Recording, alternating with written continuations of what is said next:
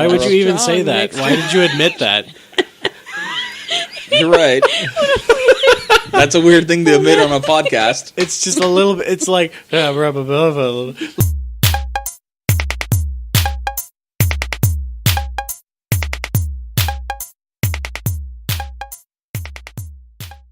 Hi, welcome to TableStop. This is a podcast where four best friends talk about video games, board games, and mostly just random bullshit. I'm Dan. I'm Ritter. I'm Rainey. I'm Kyle. I gotta be real with you guys. I had to do a lot of prep this time. It's already episode 2, and I've already gone downhill on doing research to start out with. This is the sophomore year of episodes. Who's really doing any work? Exactly. I would not ride a Segway. All right. I'm just putting that out there. I don't understand why you wouldn't ride a Segway. Why are you so anti-Segway? Because it doesn't... I don't see how. It's like a cool scooter. Yeah, but the wheels are like here. Okay, but so a scooter... All right, how do you stop a scooter? You get off the scooter. How do you get off the Segway? Just step sure, back. You jump off the Segway, and now it's a roving, mad AI. No, you gotta hold down like a button. You gotta like lean back in the thing. Yeah, but then you start going backwards. I mean, how do you stop on roller skates? I don't know how to roller skate. You never did roller skating in 4th grade? I think I did, and I think I hated every single second of it. Well, what about rollerblading? Yeah, I don't know about No, that. I can't even do that. Don't you have to skate before you blade? No, I think you do. I found rollerblading to be easier than roller skating, really. But Those little rubber stoppers at the top, I could never get used to those. I love roller skating. I inlines. cannot do inlines. I cannot rollerblade. I think you have to roller skate before you can Segway. I think it's an important stepping stone. It's like to being able to get on a Segway. Of getting around the city like a douche. You got to get your Segway permit. That's one of the tests you got to get. Is there a permit? No, I see. You were making a joke. Whoosh. Whoosh. All right. R/whoosh. Can I tell you? Sorry, can I tell you last time I went to a skating rink, I was like 17, and I was just doing my thing, having a good time skating around, going a little slow because I hadn't skated in a few years. I was warming up to it. Some 9-year-old skated by me and went, "You're really bad at this," and skated by. And I was like, I don't even know you. How are you going to do this to me? Where are your parents? I was just trying to have a good time. And then every single time they passed me, because they were just speed skating, every time they skated past me, they just look at me like, And I'm like, who are you? Man, going back to Segways, though, did you guys ever play any of the Twisted Metal games? I'm familiar. Oh, I think I did. Played the PS1. So there's this driver. His name is Axel. And he's just basically a Segway. He's a dude with both of his arms as the axle of the car. Oh. That's the worst Transformer ever. Yeah, I know what you mean. He's like 2 giant wheels. I don't know if I'd call it a Segway. It's kind of... Well, I guess he's not... How does he turn? There's a lot of questions. He'd zero turn. Both wheels just spin opposite directions, and now he's turning. How does he wipe? How does he wipe? The physics of T-posing. How does he wipe? It is basically T-posing the car. Are wheels. He lets go of the wheels. Ritter. No, he doesn't. That's the whole thing. He's trapped in there. And in Twisted Metal 2, you get a wish from the guy who's doing the Twisted Metal tournament, and his wish was to be free. But it's like one of those wishes where I don't know. It's a monkey's paw wish. Yeah. Where no matter what you say, you're going to be like, you said this thing, not this. Yeah. You wished for $1 million. Here's $1 million deer to stampede your face. Yeah, basically. It's like you're free. It doesn't cost anything to buy you as a car man. Right. This is your new owner. Man, those games are so rad. Why isn't there a good car combat game? But there is, but that's for later in this episode, folks. Oh, foreshadowing. Man, the mystery of it. You guys hang on to that. Is Mario Kart not a car battle game? I mean, I guess it is. It's not as There great is as... a battle mode. You know what? You're right. N64 arena mode and Mario Kart, man, that was the original way to settle scores. I'm now imagining Twisted Metal, but in Mario Kart style. And I'm just living in that. I'm the best! Oh. What is your wish? To be the best! That's Toad winning. Yep. Yeah. That wasn't a funny joke. Sure it was. Everyone knows Toad. Well, you know how Peach's crown, the power-up turns Toadette into, Peach, but with, Toadette hair? What if that was Toad's wish? The created the Peach crown. I want to be the best princess, and he just puts on the crown, and now he's Peach. Okay. Origin story. Here's a deep, deep, deep cut of something. All right? Ooh. Are you ready for this? I'm ready. Okay. So, when you're playing Mario Kart 64 and racing in one of the cups, whatever one has Boo's Boardwalk. You know that one? I think that's a third cup. The Emerald Cup or... The cup doesn't matter. I remember, as a kid, playing this level I think I played Toad. Doesn't matter that either. But if you were racing, every now and then Peach would drop this item, and if you hit it, you shrank. It was like getting hit with a lightning bolt. And to my knowledge, to my recalling my 8-year-old self-knowledge, she's the only one that did this, and that was the only race she did it on. I don't know if it was a haunted cartridge, or if it was Game Sharked, or what. Ooh. But That this might have has been a haunted haunted me cost- to this day. Have you ever been able to find anything online? I never looked, because I never remember. Oh, until let's this very just keep moment. the mystery. You All guys right. are going to have to get some stitches for that deep cut. Deep cut. Ooh. You guys see those new self stitches? I was thinking of getting some just because I'm so clumsy. One day I will hurt myself in a way that I need stitches. And I won't be You there. just straight up And get, Kyle give will yourself not be there. stitches? What? It's like a little, it's like, I don't know, it's like you like put it on, it's like a sticker almost that you put over your thing and then Oh, you and like pull it tight and it like stitches it for you. It's like a very easy kind of self-stitch thing for people who like going out in the wilderness and stuff like that. That's so cool. Yeah, Never it's heard of super such a easy thing. self-stitch and I was like, man, I should really get some of those. I hurt myself all the time. All I'm the constantly going up to Kyle and being like, hey, no reason why. Do you know where the burn cream is? Because I just want to know. I mean, stitches don't fix a burn, though. Yeah, but Because it'll be good saying, for when unless I it cut did. myself to where I need stitches. I cut the back of my ankle so bad one time I needed liquid skin, so it's only a matter of time. It truly is. Yeah. Ooh. Let's Yeah. put some quick clot on that too. It was, Eep. it was bleeding. It was a bleeding. Yeah. But no, I'm just very clumsy. So I saw that and I was like, oh my God, this is for the future of people like me that are broke but hurt themselves in How- many ways. How does it work? You have it must have 2 pieces of adhesive, I imagine, and then you just pull the thread between them. Yeah, it's kind of like that from what I remember. I just looked at it pretty quick and I was like, oh, great idea. But it's like that. Yeah, you like put it over the area and it just put a big sticker and then you just like pull it tight like some shoelaces. And then it's just like a little self-stitch that holds your cut together for you. Any surgeons out there, does that work? Let me know. If you're a surgeon listening to our podcast, Why? hit us an email. Don't say why. Why? And Don't ask. send us an email. And also, if you're open to more questions about what's wrong with me, let me know. I've got a whole bunch of questions. Speaking of emails, this Yes. is a little behind the music. We Oh. do have an email address. Do We you want to do. open it up to the world? Might as Yeah, well. Is it I mean, not? why not? I mean, it's on our Facebook, which, by Right. the way, I set up a Facebook for us and all that stuff. We have a YouTube coming up. We're having trouble getting the video up because it Somebody keeps stole our failing. Elgato. Yeah. Yeah, Delgado. someone stole the Delgado. No YouTube video today, bros. But we're working on getting the YouTube video up. It keeps messing up somewhere, and we got to babysit it. So, So but if you, yeah, Sorry. I was going to say, so if you have any comments, questions, critiques, send us an email at tablestopcast@gmail.com. That's tablestopcast@gmail.com. spelled like it sounds, except there is a silent Q in there. Figure it out. Get good. Stable squawk. Oh, Now, just send us anything, I guess. If you just not want shark to. porn. Yeah, Not- not, yes. anything really. Anything's Maybe a shark big porn. thing. No. I mean, there is None. a shark dating simulator on Steam I'm that I thought done. about buying. Oh, dudes. Oh? There's just straight up porn on Steam right now. There's this No. game. I think it's called Gray. I just saw Oh, it on the front no. page, and every time I see like an adult contact game, I'm like, I'm gonna get some good chuckles. Let me click this and see the big fake anime titties. Good chuckles, he Not says. big fake anime titties. Real fake anime titties? It's 3D models, Oh, full. no. You can see all the bits and bops. It's like a shitty flash game you would I- find online for free. Ooh, that sounds terrible. Yeah, I showed producer Yeah. Big Boss, and she was like, Jesus Christ. That's awful. I was looking for a new game on Steam the other day, and the amount of because I like fun little cutesy games, and I looked up dating sims for a giggle because I love Monster Prom, and I thought about getting the Shark Prom game. Or it's not Shark Prom, it's just Shark Dating, and I thought it was hilarious. But there is a lot of very creepy things. There's so so many much porn. creepy things. Like, the quality control in Steam has really gone down. That They it's just just let anything all on there. garbage, and you have to hunt to find the good games. I'm just going to post a picture of John Stamos and be like, this is my game. John Stamos Stamos. Stare. First one to Did you blink steal once. from something? I'm Did you sorry. just come up with I'm that? sorry I didn't steal it. Oh from my anything. goodness, that's so good.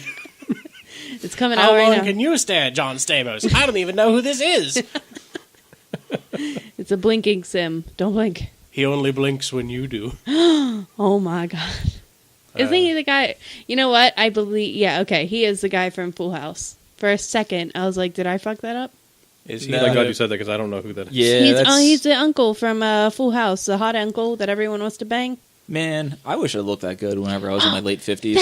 That girl. This girl? Yes. Who is that? Who is that Is again? that the girl who paid for her daughter to go to college? Yeah, she's in jail now. Good. That's what his wife on the show or Aunt something Becky, like I that. think. I didn't Aunt watch Becky. Full House. Aunt Becky, yeah, she got caught in a huge scheme of like rich people being able to pay to get their dumb rich kids into college, which everyone knew was happening. Man, I wish I had rich parents to pay for me Yeah. to get in college.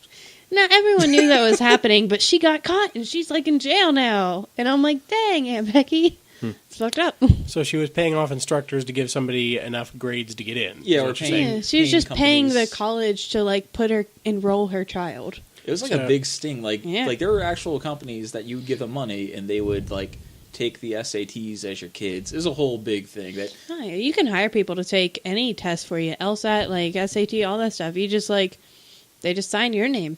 I mean, Yeah. people do that for the bar exam. That's the lawyer exam, right? yeah, that's the lawyer. Yeah, exam. people do that for the bar exam. They hire people to just take it for them. They're like, fuck it, I'll be a fine lawyer without this.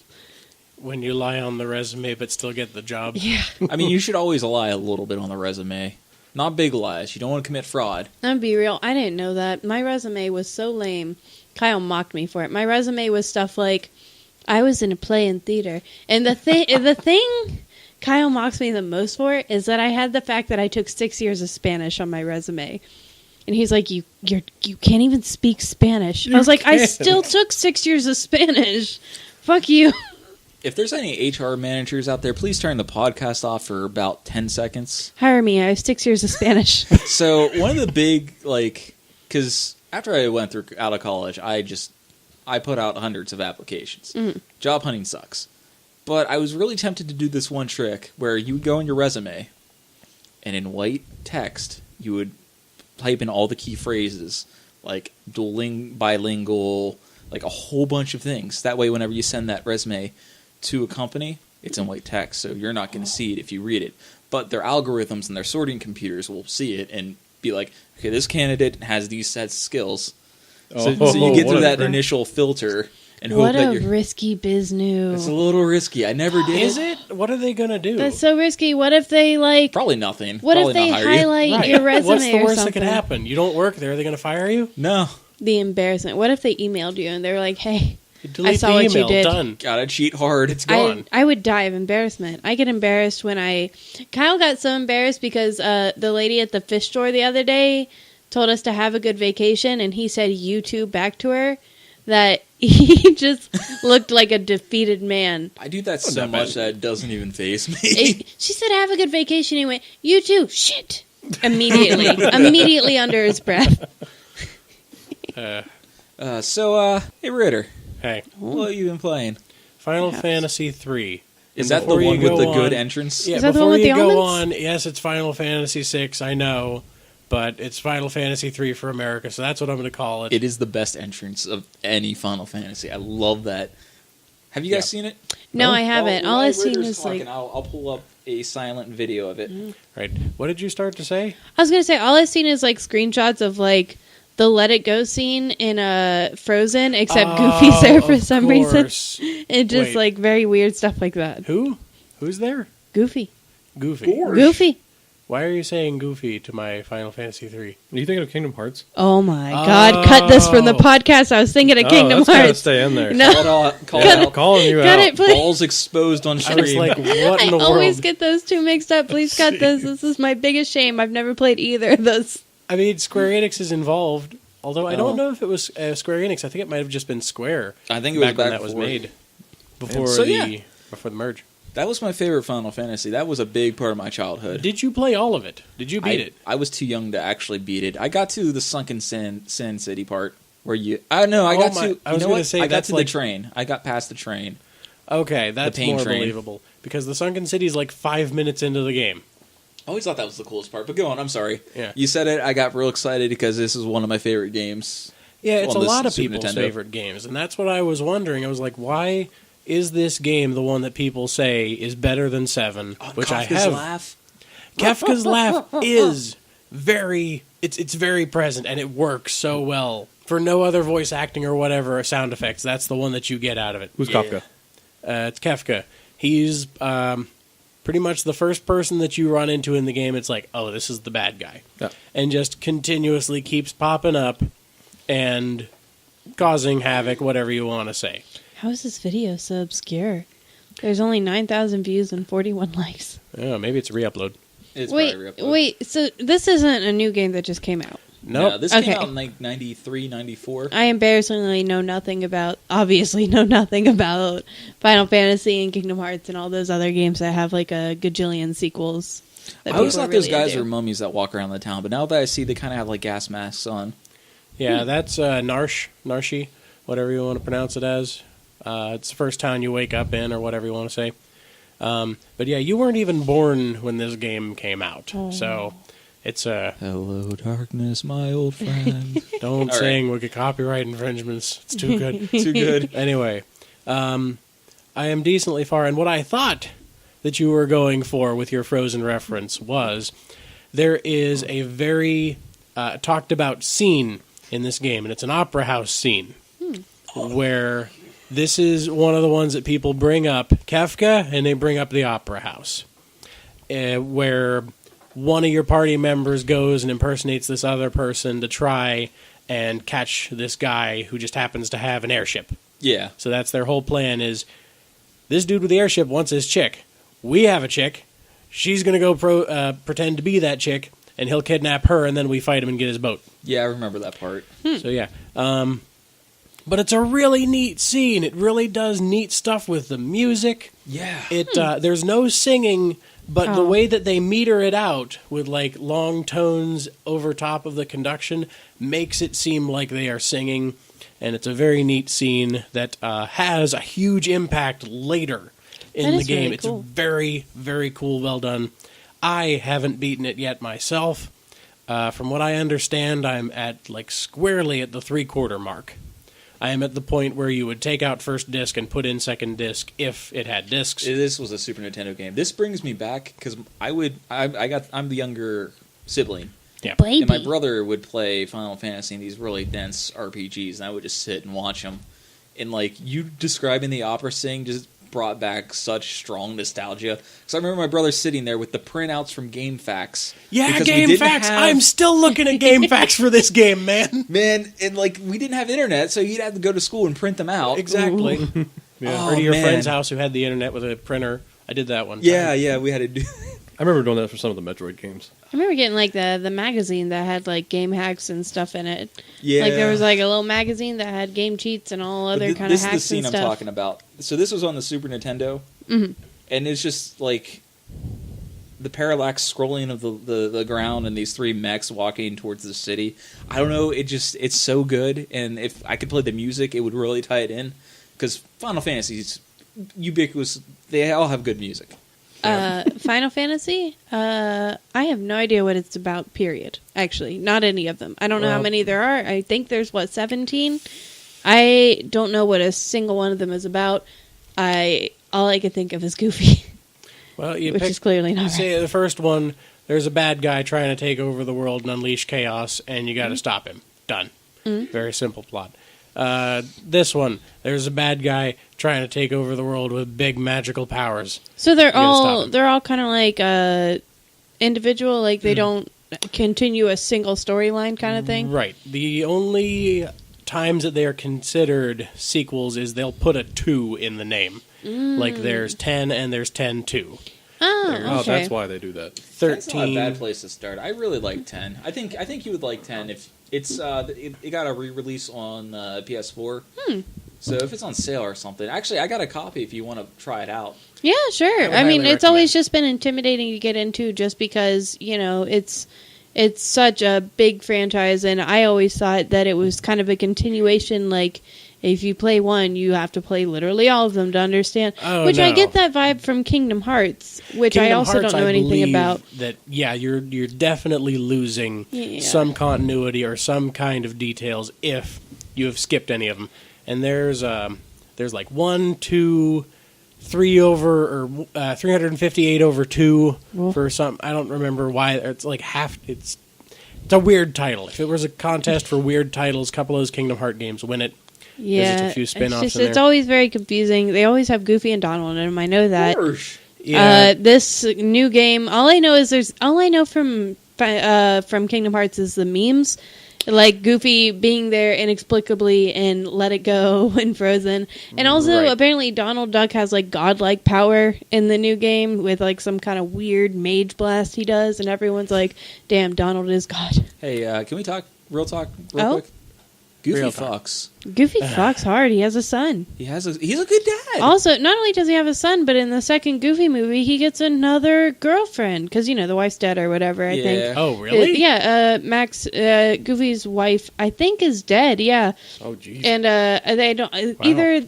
I'm pretty sure she's dead. Like I was gonna say, I don't think they got divorced. I don't think that's a thing Disney that they're gonna allows introduce. You know, that's kind of fucked up that They love Disney killing off rather parents. kill off the mom than divorce her out. Oh, they love killing off parents, but they're not going to put divorce into anything. So I'm pretty sure she's dead, like long dead. And then he gets like a foxy new librarian girlfriend in the Goofy movie too when he follows Max to college.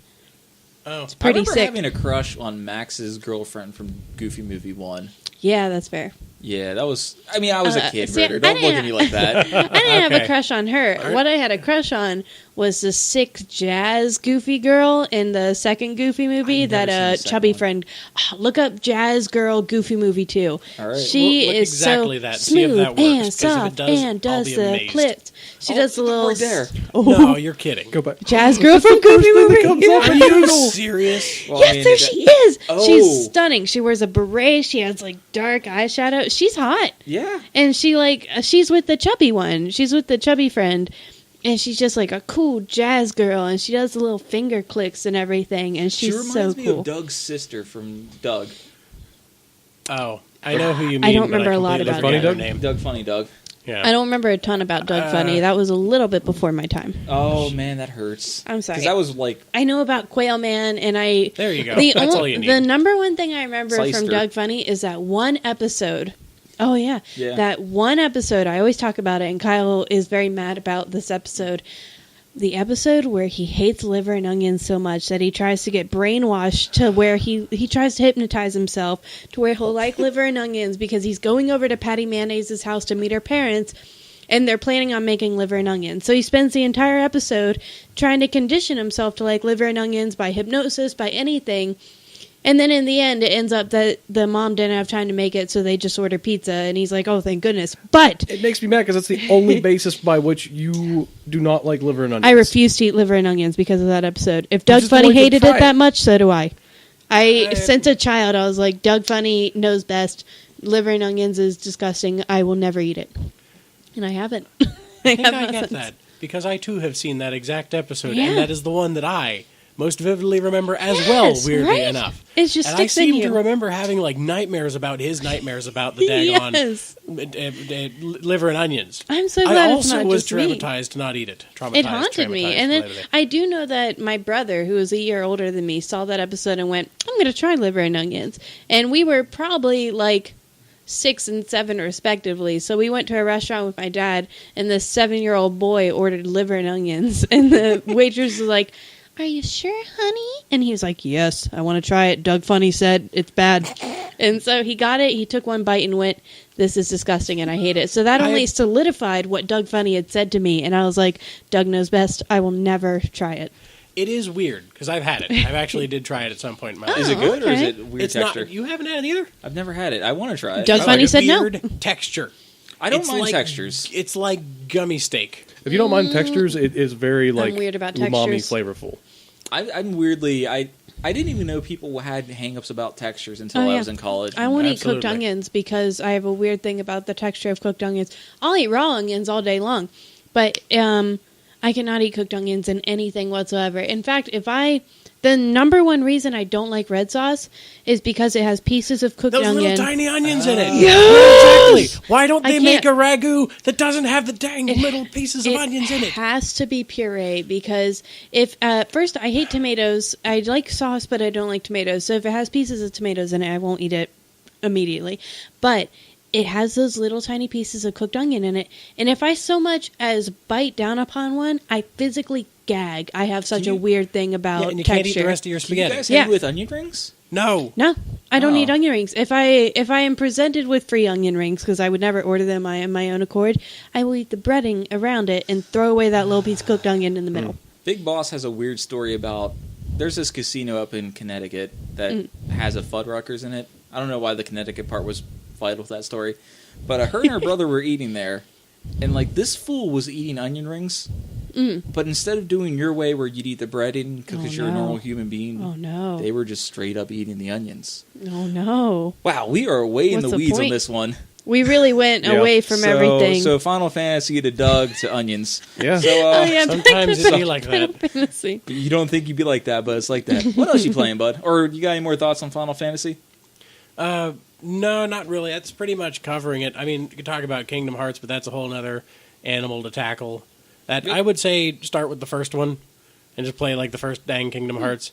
It's not terrible. It's got some neat stuff in it. Has characters from 10 in it. Yeah, Weirdly. yeah. I think 10 was like right before it or something, maybe. I don't know. I think they're pushing Riku hard for SummerSlam then too. It could have been. I don't know much about 2. I watched a Let's Play of 1. I haven't ever I played did it myself. So. I played. I own one, and I played a little bit. It wasn't my cup of the tea at the time. I'm just not a big fan of Disney stuff. Yeah. Like the movies didn't hit for me because I never saw them. True. So Yeah, that's there's crazy no to me. But yeah, there's no nostalgia attached to it. Yeah, nostalgia is definitely like the main focus of that series. I think that's why it's so popular. yeah, nostalgia is crucial in the enjoyment of a lot of things, but especially that. Yeah. I had a lot of friends that were into it in high school and middle school, and Yeah, I it gets never could get into it myself. it gets a lot of publicity. Were they on top of a rock pile in a mall parking lot, key sword fighting? If they had key swords, they would have been. It's Oh, Keyblade. Is Keyblade, it Blade? first of all. it's Keyblade. Oh my god, I'm sorry. Can't say key sword. It's not a thing. All right, Goofy's please gonna send your kick your corrections ass. to the Taco Bell Twitter account. All And our right. email is going to be great for all the hate we're going to get from the Yeah, Kingdom Hearts fans now. email me at tablestopcast I don't hate it. It's got some good stuff in it. gmail.com for getting Kingdom Hearts and Final Fantasy mixed up. Yeah, Whoa. that one there's no I'm very rescue from. sorry. Somebody's that- writing the email right now. I You're on am your own. so sorry. The one listener. So you got anything else play wise? No, that's been a big focus for when I was sick. It was all I was doing was sitting you were out of around commission. Yeah. for like 5 days. Didn't even play Final Fantasy 14, which is also great. It's the MMO. But yeah, Final Fantasy 3. Good stuff. What Hey, you, Reagan. Dan? What are you playing? Me? Yeah. Oh wow, Ooh. that combo breaker, Man, folks. you're breaking the cycle that we'd usually do. Oh, whoops, You know what? That we Randy, what established are you in playing? episode 1. Oh. Break the walls down. Yeah, I'll go next. We'll switch right. this thing up. I haven't really been playing too much. I got pretty sucked into this game called Factorio. What's that about? So it's a game for Steam, and it's your typical. You land on a planet, and you got some basic functionality. You can harvest some wood. You can punch trees. You can punch Minecraft? rocks. It's kind of Sounds like like Minecraft. Terraria or Starbound to me. It's You like not those games, Minecraft? but here Minecraft is is where Not Minecraft. 2D Minecraft. here's where it gets different. So you land on a planet, and first things first, you need to get some wood. You need to get some iron. Start building things. So you start with a drill. You start with a forge, and you're running around, cutting down trees, getting coal, throwing it in your furnaces, throwing it in your harvesters. They're doing their thing, generating some iron. That iron's getting forged into some steel. Okay. Not steel, iron. Plates. Iron forged into iron. But this is where this game is fantastic. Ooh. So it takes that simple idea. Why not automate that process? Why not build a power plant? You're buying some water, so you get some steam generating, you get some power generating. You have an electric harvester do that. You have electric furnaces do that. You have conveyor belts taking these raw resources, putting them through whatever process they need to go through, and moving them on. And this game progresses through a research tree. And there's 4 or 5 types of research, and they each need certain things to create those resources, that research. So you just automate that process, and what you end up getting is systems on top of systems on top of systems. So you need some sprockets. You need an iron bar will give you some sprockets. All right, cool. You need to combine those sprockets with a piece of conveyor belt. Cool. Now you have a research point. Oh, but you need the next complicated research, which has more things that need to be manufactured to go into making that resource. So it's crazy. So you're doing all this, you're generating pollution. The locals don't like pollution. The locals on this world are basically like the Zerg or Tyranid, and they will attack whatever's creating that pollution. So on top of building up your factory, creating these really, really complicated systems, you're also fending off like a horde of just bugs. It's great. Is there any way to like kind of make green energy in it, or is like that just part of the challenge? You can go green. You can make solar panels. I imagine it's slower and more work though. Yeah, and you can make there are ways to offset your pollution, but funnest way to do it is you're fucking Andrew Carnegie. You're coming in here, you're destroying this entire planet just so you can build a rocket ship and get off this planet. Sounds like a mix of SimCity and Minecraft a little bit. Yes. It sounds like a really good Minecraft mod. There was a Minecraft mod similar to it called Feed the Beast, or I mean, Tekkit had automation. It's kind of like those, but this is an isometric view, and it's a really good game. Wait, it's isometric? It's isometric. You're top down. Oh, I thought it was 2D. That was just my own preconceived notion. It's not really 2D. It's isometric, and everything's a sprite, so you can run it on basically anything. I gotta be honest, I have a thing against isometric games. I've always hated them. Really? I've always hated... We've talked about this before, whenever you've played a top-down game that you were really enjoying on your computer. I just don't like them. There's something about top-down games where I'm just like, don't like this one bit. I like to be either first person or third person and be able to like control stuff and walk around. With top-down kind of like stuff like that, it's never caught my interest. It's never been a game mode that I was ever interested in playing. How about like Link to the Past, like Zelda? Yeah, like the old Zelda games are isometric. Yeah, Zelda's a little different because you're controlling like one character, I guess. It's like those it's like the games where you're like oh my god, I'm struggling to kind of think of the right thing. Where you're like, what is the kind of mode of that one game we played the other day where we were creating our own little like guys? Fire Emblem sort of kind of Advance Wars. Yeah, kind of like that kind of top down where you're controlling.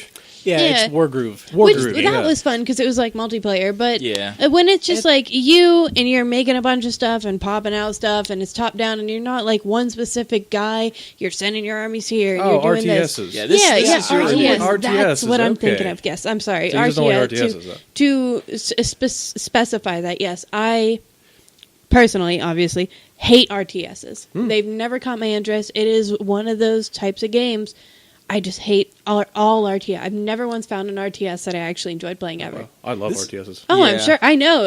It's very complete because you absolutely love them, and most people do. And I don't know what's wrong with me that I just hate them. It has its place. Yeah. There's some times when you just want to sit and play like Civ versus an RTS. In my opinion, I could play hours and hours of dang Civ. But if I try to play like Rise of Nations or even Dawn of War, I don't play that for an incredibly extended period of time.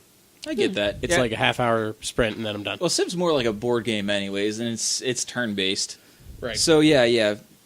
So I pulled up a couple pictures. It's isometric, but the thing I love about this game is how complex your systems get rapidly.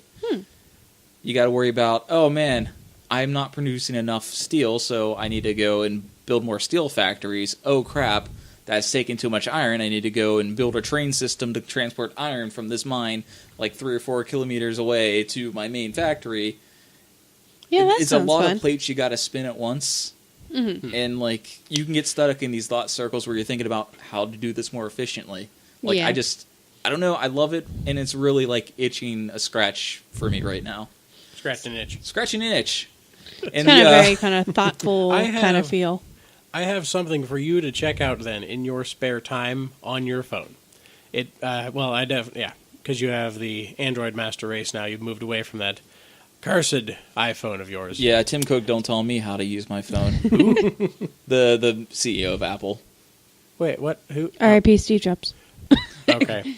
Anyway, it is a game called The Armory and the Machine. Okay. Ooh.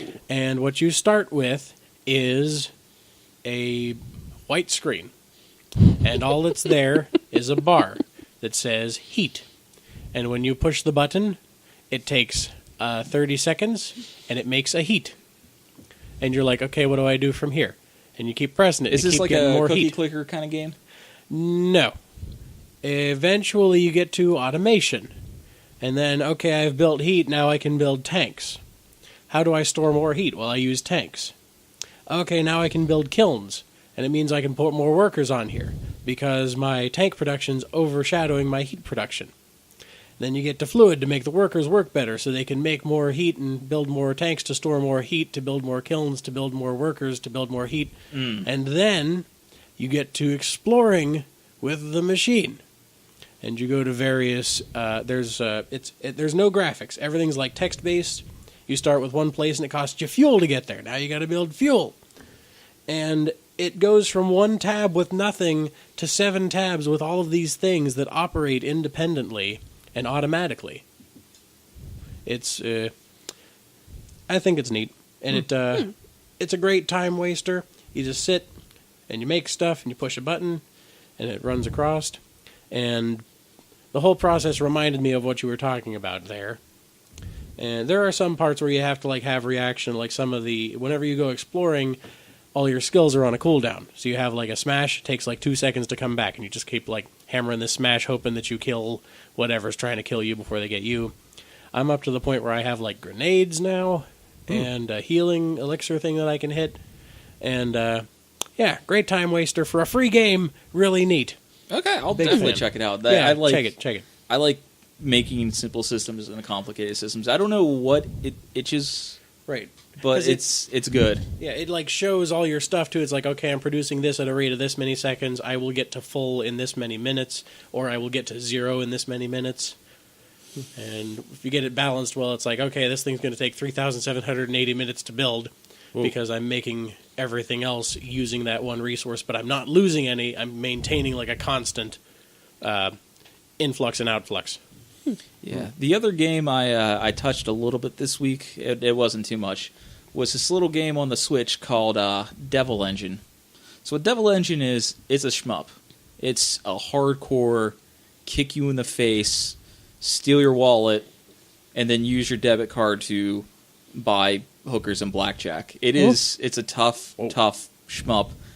The thing that first attracted me to it, Matt from Super Best Friends played it.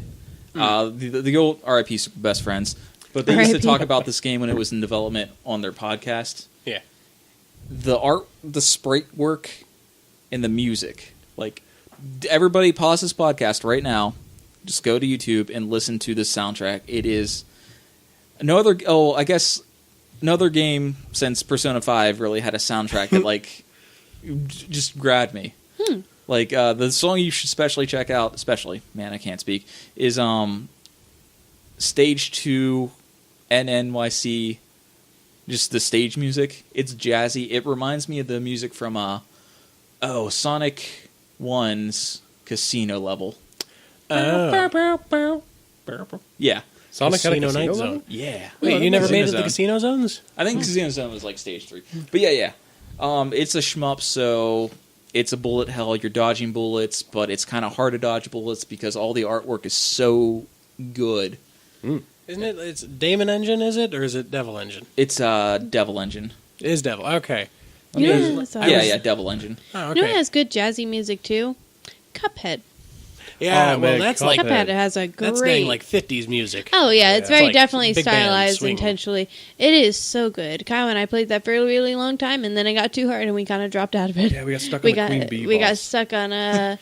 Wasn't that the whole circus level in general? Was the Queen Bee part of that whole No, it was just the circus hive. world? Like there was like the bees that were like the cops, and then there was like all the worker bees. Oh like yeah, sad people no, with, like, the briefcases bee and stuff. level. Oh my god, it was just so difficult. Yeah. Man, I don't Be have level many hard. fears, but that animation style for Cuphead, anything that's that old animation style, I hate it. Really? It makes me like on edge. Hate I it. It's am like so it's as pleased. creepy as anything you could possibly, any terrible, horrible thing that you could imagine. That's what gets me. I am shocked. On the other hand, Hate I had trouble beating the mermaid level because I kept looking at how pretty the mermaid was, and I was Yeah. like, "Mermaid's so pretty," and I had trouble like focusing on beating her. Like she'd be like doing her little hip sway thing, and I'd be looking at, and then I'm dead, and I'm like, I'm Stop very watching sorry, them I hips, just they're lying died. to you. I was looking Dead at the hips be mermaid lying. hips. We died more times on that level than the other level because she just couldn't pay attention. I was just like, oh, she looks so pretty. Oh, I'm dead. I'm sorry. I'm very sorry I died. So yeah, It's like everything's all made of like goop, and it just Oh, they wasn't it like a hand drawn game, right? Like Yeah. they went through all the effort of hand drawn, a lot of effort, very kind of baby love project they did. Like one of them mortgaged their house to make that game and everything. really? So I That's was a so big risk. excited. I was so excited that it worked out really biggest well for biscuit them. risk. It's just very difficult. I mean, it's meant to be difficult. Obviously, it's one of those every battle is a boss battle kind of games that Kyle is for one obsessed Boss with. battles are my favorite.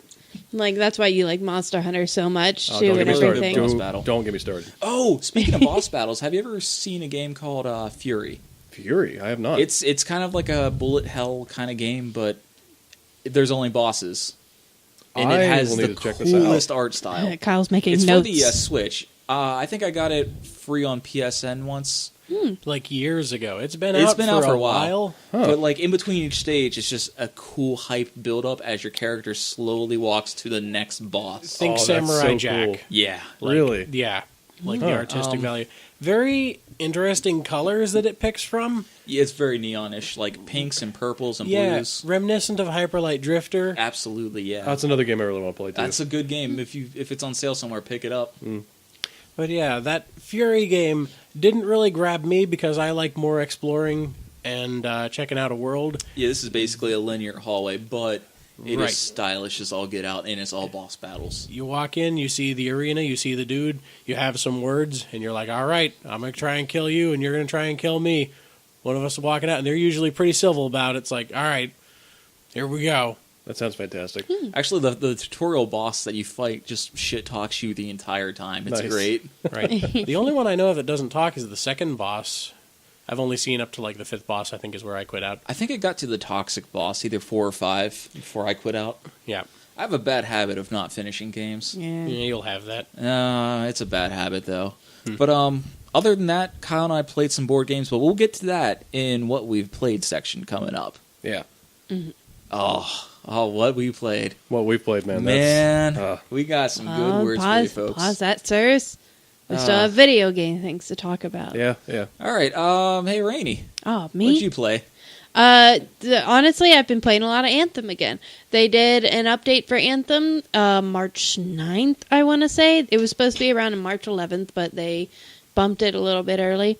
It was supposed to fix a lot of problems with people getting kicked and everything. Right. I personally am still having the problems of getting kicked from free play after too long and getting kicked from quick play matches and everything because I'm trying to do quick play stuff and it's just a nightmare. And also, Right. I still have the bugs where it says 3 different people on the map want to talk to me when they actually don't. But some good things that it did do. All of my gear was maxed out, epic max, like all the as high as epic stuff could get, and I had 2 masterwork guns. They bumped the max of epic from 36 to 38 and bumped all weapons that were 36 to 38. And also they bumped a lot of the masterwork stuff. Like the masterwork guns I had were all 45. They went up, all of them went up to 61. So they just like, they kind of fixed the fact that they were too low level. So I went from from 405 to like 461 in power the next day when I logged on, just where they bumped everything up. And they Wow. also, they made more after some big complaints because when they did the update, there was a little bit where it was kind of bugged where like loot drops were awesome. Like Right. people were getting hefty loot. It was great. It's everything that people have been asking for. But then they fixed it and the loot drops went back to garbage.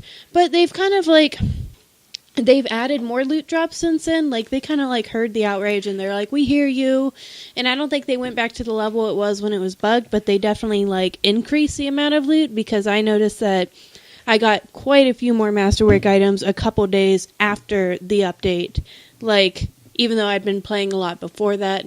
And now I have some pretty decent masterwork items. Like I have some blast seals and everything that I didn't even think I could get before. But another interesting thing they did is you used to only be able to get a few masterwork items in a Grandmaster 1 difficulty. I see. And now you can get all Masterwork items, as well as a very slim chance of getting Legendary. I haven't gotten any Legendary yet, but you can. So Legendary is above Masterwork. Yes, and Legendary is the highest you can get. I don't have a single Legendary item yet. I see. But they made it to where you're capable of getting all Masterwork items on Grandmaster 1. And the chances of getting both Masterwork and Legendary increase. The more difficult it gets, of course. And they also, they increase the... what's the word? The recommended level that your javelin should be to take on Grandmaster 1, 2, and 3. Oh, I see. Yeah, for people who are jumping in and not having adequate gear and getting stomped. Exactly. Because it was we recommend your javelin is 400 for Grandmaster 1, 450 for Grandmaster 2, and 500 for Grandmaster 3. But now it's 425 for Grandmaster 1, 575 for Grandmaster 2, and 675 for Grandmaster 3.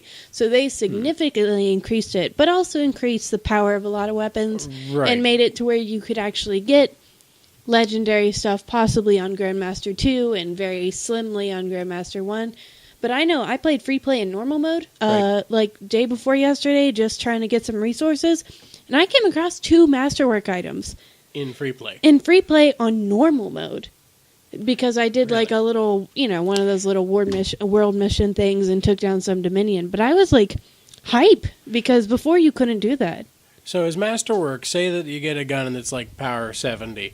Are you going to find a Masterwork that's 80, or is Masterwork always going to jump up to 100 something? Well, here's the thing. There is a limit on how high each Epic can... It's like a regular, rare, Epic... Masterwork and Legendary are the levels of the weapon. Epic weapons can only get to power 38. That's as high as they can go. Okay, that's what I wondered. There is a level cap on the rarity of it. I think rare can only get to level 36. I see. I think the highest is Legendary can get up to 75. I believe that's the highest. Yeah, the highest Masterwork I have and have seen is 61. I don't know if it can get any higher or if I have the highest Masterwork can get.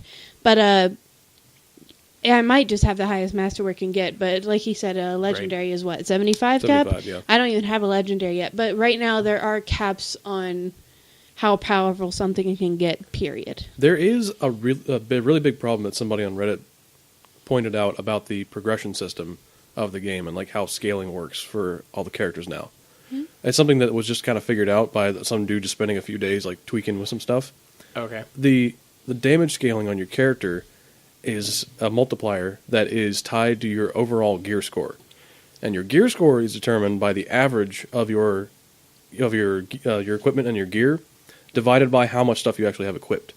So somebody found out that you can just equip 3 legendaries and nothing else, and it adds up 75 3 times divided by 3, so your overall score is 75, and that's the max multiplier you can get. I see. It actually disincentivizes you to equip, to fill out all the epic stuff that you have. You'll actually do far less damage than you would by just equipping 3 maxed out legendary items. I saw. Interesting. Yeah. I didn't know that. That's a big problem that people are not a fan of, and it's worked into the core of how the game's mechanics are built. Yeah, so that's nobody rough. knows how they're really going to fix it. And I have like a a lot of big epic exploit. stuff equipped right now too. Yeah. That might make me even. You should try that and see if that actually fits his description. I saw because all my components are epic. Because they do have Masterwork components because I've accidentally gotten a couple for a couple other classes I don't play, but I haven't gotten any for Storm. They're all epic, so that might incentivize me to maybe take a few off that I just have on there because I had the spot for it. Yeah. I would be interested in you hopping out into free play and just only equipping your Masterwork stuff and seeing if your damage significantly increases I'd be or not. interested in seeing that too. Yeah. Now, what did you see? There was 2 things. Mm-hmm. There was one, somebody goes out with the beginner rifle, the They first fixed rifle that. you get in the game. They fixed that. Okay. The there's bug that where it was super scaled powerful. Well, it was saying that it was doing, every time you'd shoot, it was saying it was doing 5 damage, and if you shot with a master item, it'd be 250 damage. But when you watched the guy's health bar go down, shoot with the Masterwork, 4 shots. Shoot with the beginner rifle, 3 shots. What? Yeah, it was Yeah. The numbers weren't real. It's a very weird bug. It's when you first start out with a class, you have auto attached starter things.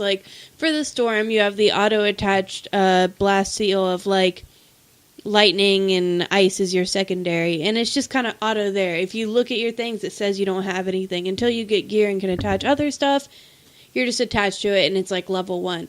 Well, I guess that kind of auto scales with your level if you just keep it on.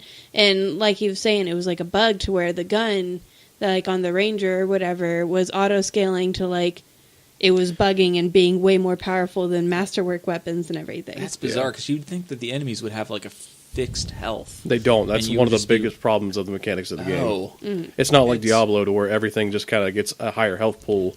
It's Right. tied to your damage. Math is literally lying to you. Did they It literally do does do Math is that? not Do you think to like incentivize like less skilled players or lower level players to stick with the game more? No one really knows Or is why they do it. everybody just are all? I guess what I'm getting at is are all the enemies like bullet sponges, They are. regardless of like what Yeah. level you are? And no, it really does depend on what level you are. Like, I'm pretty powerful right now. I'm an Epic Storm. I'm 460 something power. I'm a pretty powerful player. I've already beat this story. I've done a lot. I've been doing strongholds, getting some gear and all that stuff. If I play on normal mode, if I use my masterwork gun, takes like 2 shots to take down a dude. I can just wreck shop.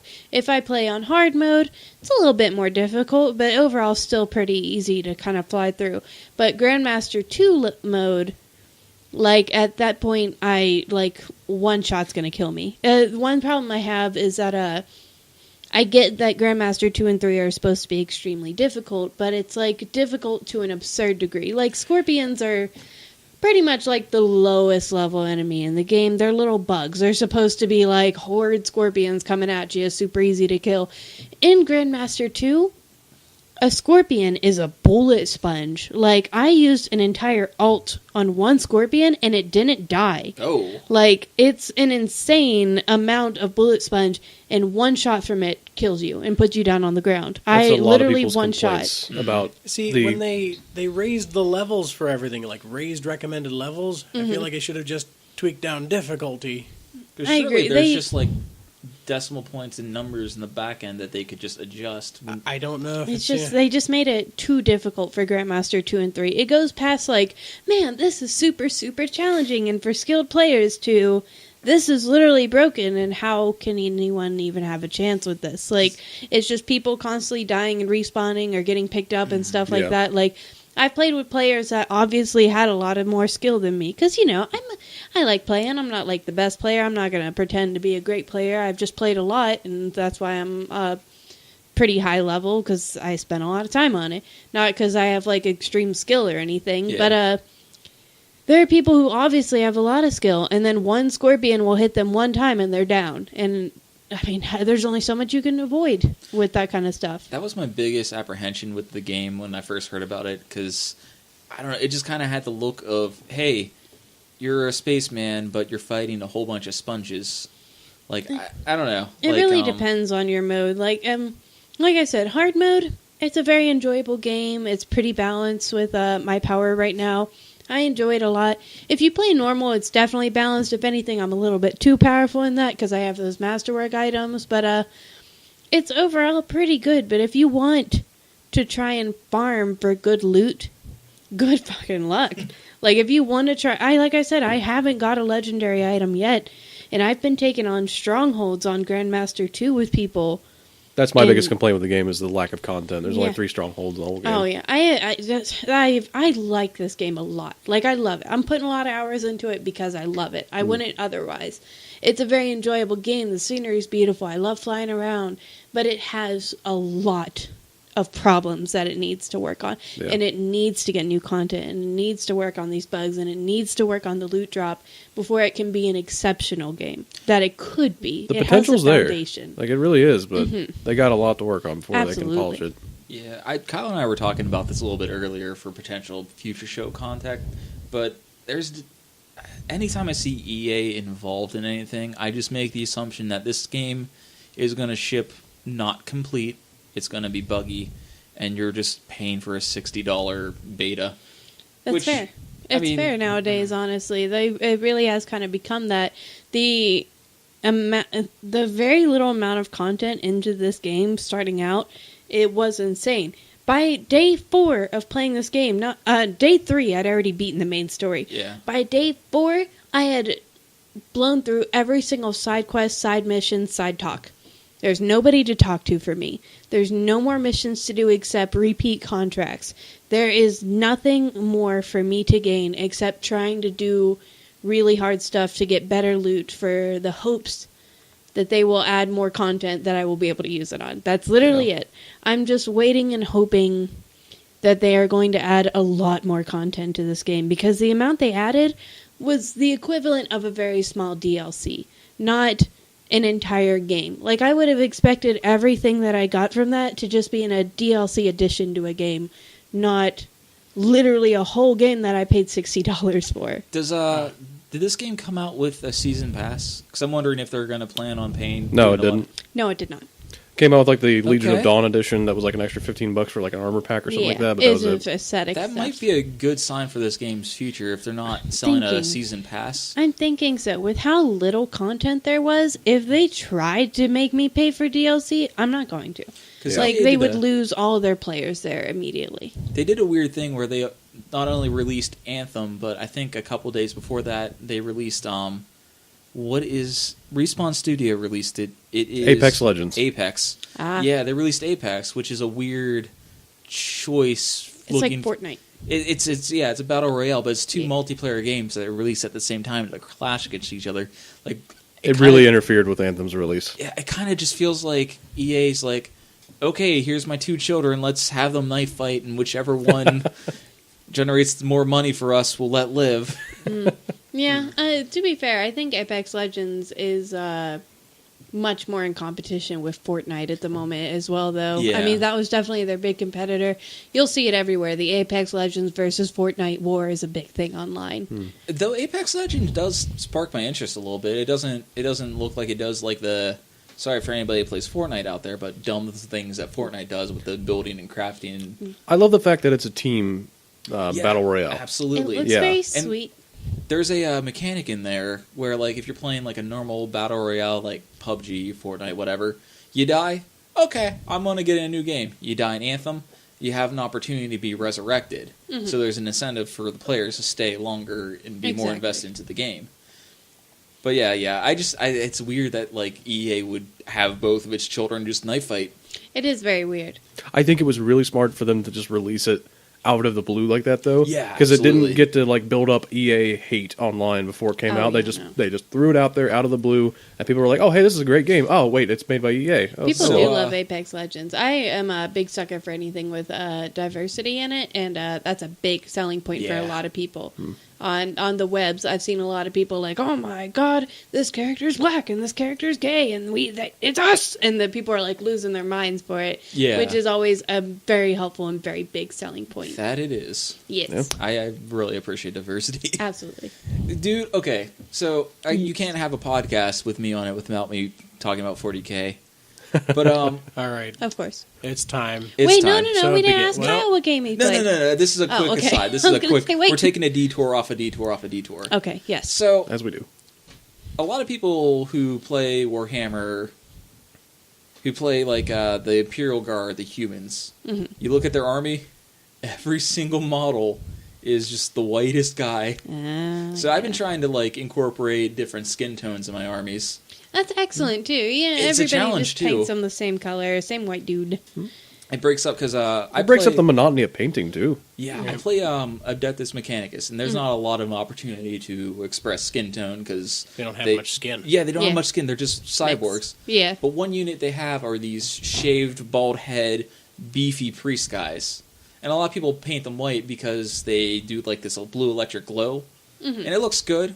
But I'm gonna try to do it with some darker skin tones and some like I don't know. I'm trying to get a whole range of skin tones. That's really nice. It's always good to see. It's just really nice It to looks- see diversity in media. It really is. It's so And it just bland looks so good from the otherwise. tabletop It because does. like.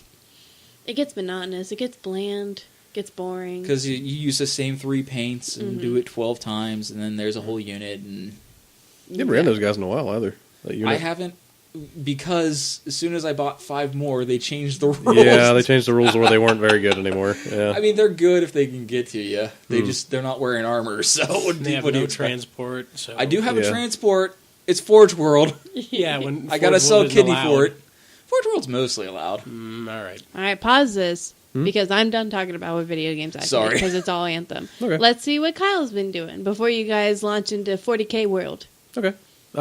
We've been playing. For the most part, I've been playing a little bit more Hollow Knight still. That's still been going on. I've been trying to get the good mode, or like the good ending unlocked. Yeah. And it is actually quite the endeavor, really. Because the first time around I beat it, I didn't realize like how much I had missed of the game. In order to get the full end game, like the actual like good mode unlocked, you have to almost complete the game, really. There's so much stuff you got to do to actually like unlock the good ending. And there were 2 entire areas of the map. It's kind of like for anybody that hasn't played Hollow Knight, it's kind of like a Metroidvania style game where there's like a big map and it's very exploration focused and whatnot. And there are big chunks of the map you can walk around to. You can explore the whole map in like 5 minutes. But there were 2 whole areas of the map I didn't even discover on like my first playthrough. So going back and playing it again and trying to get all the stuff unlocked, I was able to unlock the Queen's Gardens and the Hive, which is like a big bee place and stuff. And there are a ton of bosses I didn't fight, lots of places I didn't discover. There's a ton of stuff to still do, and I still haven't got the ending unlocked. So I think we'll be playing it for a little while still. Nice. I mean, those boss battles are fantastic. Oh my god, those boss battles are wonderful. I think you talking about this is going to make me dip my toe back in. Oh, do so, man. It's so good. Like, especially whenever I edit a podcast, because that's what I'm doing. I'm just playing something on the Switch while I edit. Nice. Yeah, but I was playing that a little bit, and I was also I've been playing a little bit of Starcraft too. I used to play that. Really? A lot. Yeah. I'm not big into the multiplayer aspect of it. I played the arcade back when I used to play it. How are you enjoying the not Warhammer? Because it's totally not Warhammer. Oh, of course not. It's not Warhammer. Totally not Tyranids. Did you pick up StarCraft 1 in the StarCraft 2 engine that they released? No, I saw that they had that on the Battle.net thing. I never picked it up. I was thinking about picking that up. That was a while ago when it came out. I forgot all about it because I barely use Battle.net. Yeah, I wanted to pick it up and just play through the campaigns and just see what they were like, because everybody said that all of the campaigns were just great for it. Yeah, I remember, like, I had a lot of fun playing through the campaigns as a kid. Yeah. That's another one of those good, influential games I played as a kid. Yeah, like that was actually how I got into StarCraft. Was my roommate in college at the time was a big fan of the first one when it was at like Brood War and whatnot, and he was really excited for the second StarCraft to come out, and I just played it with him. Played a lot of like 2v2s online with him. I was never all that great at it. He was pretty good, but who'd you main? Who was your favorite race? oh well, who do you think? Oh, that's a dumb question. Zerg, of course. The not Tyranids. Yeah, the not Tyranids, the big gross like biological bug dudes. But I like the Protoss a lot in the first one. yeah, that was the one Do he they always build played. Pylons. They build the pylons. Okay. Yeah. But yeah, I've been playing a lot of co-op and arcade of that a couple times when I come home. Yeah. And I've really been playing a lot of video game stuff.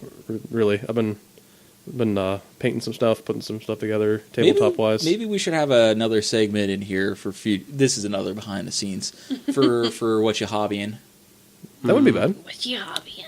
My list would be fairly short, but I Mon think contribute a little bit. is yeah. I haven't really hobbied too much. Yeah. I've been bicycling. Bicycling. I got a little exercise biking. I've been biking away for the past couple days. That's all I'm doing hobby. Are you biking and playing Anthem?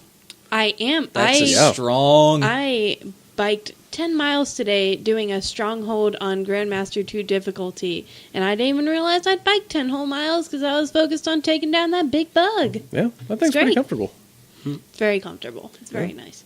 I don't do it on the max setting like you do. That's like 40 pounds. I do like a 10-pound resistance because 40 pounds is too much for these legs, but maybe one you day. don't want to blow out those knees. Maybe one day. I got to work my way up 1 pound a day. Yeah.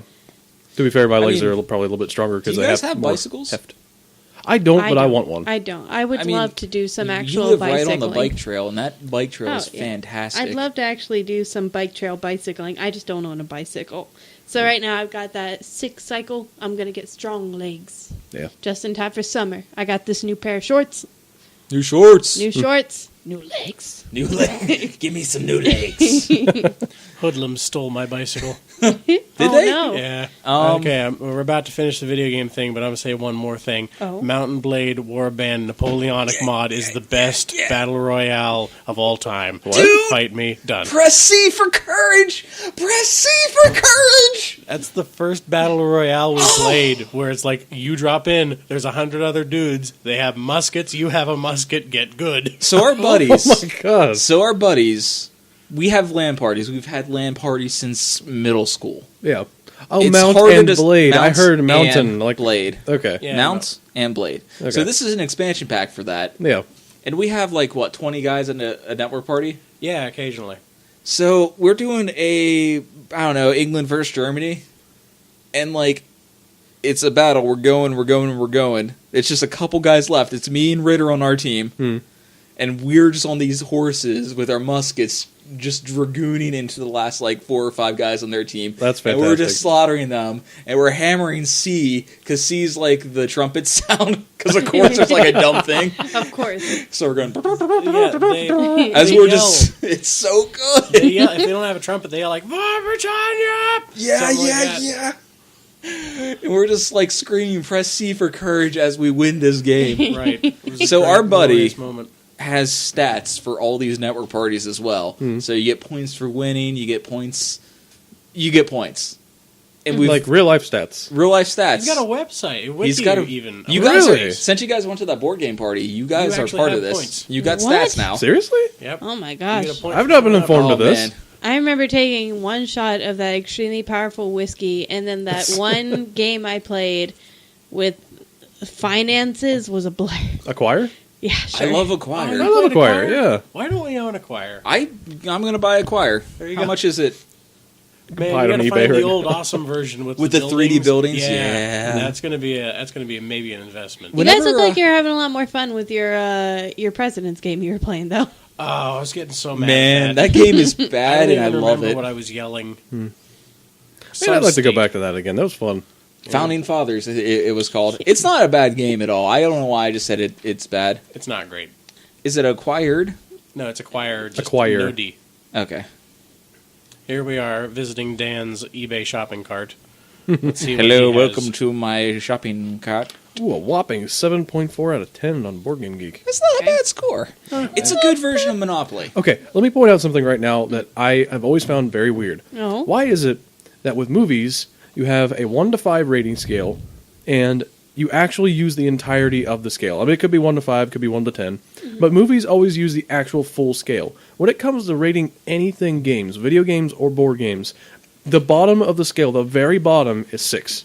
If you are a 6 on the game scale out of 10, you are a crap game that is never to be played, and that's where it starts. Why is that? I've never seen a game below 6 that wasn't like some cheap copy I from think I know overseas what or you something mean. like that. Like you'd get Nintendo Power, or you'd get Tips and Tricks, or Game Informer. Yeah. And that you'd have some tie-in movie game for Yeah. something that's got 2 levels, and it gets a 6. I never understood that. I don't know. Then you get to the most common ratings, 8. Yeah, Like every dang thing in the world gets an 8. exactly. And I don't know if it was because people were paid off. If there's hey, we'll let you put this in the magazine and run our ads. You can't score this game below a something. Then give us $10 and we'll give it at least a 5. Yeah, that's Right. possible. That's why that one Star Wars movie got such a good rating. Oh, really? Yeah, I told you. What's the name of the one shitty Star Oh, Wars I think movie you did everyone tell me hates? about that. The Last Jedi. Last Jedi? Yeah, Disney was just like, you guys want to come see our other shit and be able to rate it? You better say good shit about The Last Jedi. Right. Like, they literally forced people to say good stuff about it, or else they were like, you're not going to be able to critique anything Disney anymore. What do you think of that? Right. Ooh. Tell us we did and good. Fight Disney. Good luck Yeah, with that. yeah. I think that'd be a Right, good Disney, topic please. for a future show. Kyle and I just going on about how bad the. Okay, Yes. before I say anything, fucking Rey was so good. Such a She good was character. fantastic. Oh, Spoiler yeah. alert. But those movies weren't good. Okay, that's all I'm going to say. We need to save those All right. opinions. Yeah, I think the next Spoilers. thing All we right. were going to go over was Yeah, what just we've saying watched he liked and Rey. what we read. Hi. Yeah. Try to get away from Star Wars. You know what? I'll go first because I don't Okay. got a lot. This is a Excellent. little selfish. I didn't watch anything. Oh, all right. We had The Office on. We always have The Office on. I could Office talk all day. Nice. The Office is just one of those shows. You're eating dinner, it's just on. But other than that, excited to see that new episode of Brooklyn Nine-Nine. It's I haven't seen it yet, but it's excellent season so far. Really enjoying watching Brooklyn Nine-Nine. Really having a good time with how much more they're fleshing out Amy's character. I mean, we've already known the basics about Amy and everything, but even Hannah the other day was just saying we don't really have any a lot of deep moments of just Amy and things that she's been through. Yeah. past 4 episodes and stuff like that have really been touching on that and her growth and things that she's dealt with. Last episode had Lin-Manuel Miranda as a guest star. Nice. Yeah. As her way better than her brother, which was pretty cool. I could see that. was That's like a good cast. Golden child brother kind of thing that gets on her nerves. So it was like a really cool episode about that, and Hannah's obsessed with Lin-Manuel Miranda. She was stoked when she heard he was going to be a guest star. That's another thing about the season. They have had so many guest stars. It's so nice. Every episode, it's like they have a new guest star of like someone that I really enjoy. They had Eugene Lee Yang from the Try Guys. Yeah. Which is a YouTube that I follow religiously, and I love them a lot. And I saw Eugene, and I was like, "Oh my God, it's Eugene Lang!" I was so excited. Hey Ritter, have you watched anything? Read anything? You know, I was trying to find, because I was talking to Hannah about it. She was interested in some show, and I guess there's this thing that she does where she tries to find a show that has gay people in it, or like something. Yeah, we're always of looking that for diversity. nature. If Hannah sees that there's lesbians or gay men in a movie, 100% she's going to watch it. She always gets really excited. I mean, I always get excited about it too. We're 2 bi ladies. Anything that features gay people, we're always up for it. It's always nice to kind of see yourself on screen, see wholesome relationships that are same-sex presented. Yeah. But yeah, Hannah tends to scour through Netflix and Hulu, kind of looking for same-sex kind of things to add to her list. Real talk though. Yes. Queer for the Straight Guy. That first episode, that's what you're I talking cried about, a little bit. Yeah, she said Hannah? that comes out too, but there's this other thing. She didn't even tell me the name. I just went and looked through the text message. She says there's this one show. It's got like 3 seasons, and we're doing the math on how long it would take. It's like 13 episodes a season, 40 minutes each. It's going to take her years to watch all this. It's not yours. No, Hey, it's not. you guys could take a late morning during Geekend and watch a few episodes of that in your bedroom, all cuddled Queer up. Eye for the Straight Guy. If you want to see Man. Hannah cry her eyes out, because Hannah told me That today. first episode was Yeah. fantastic.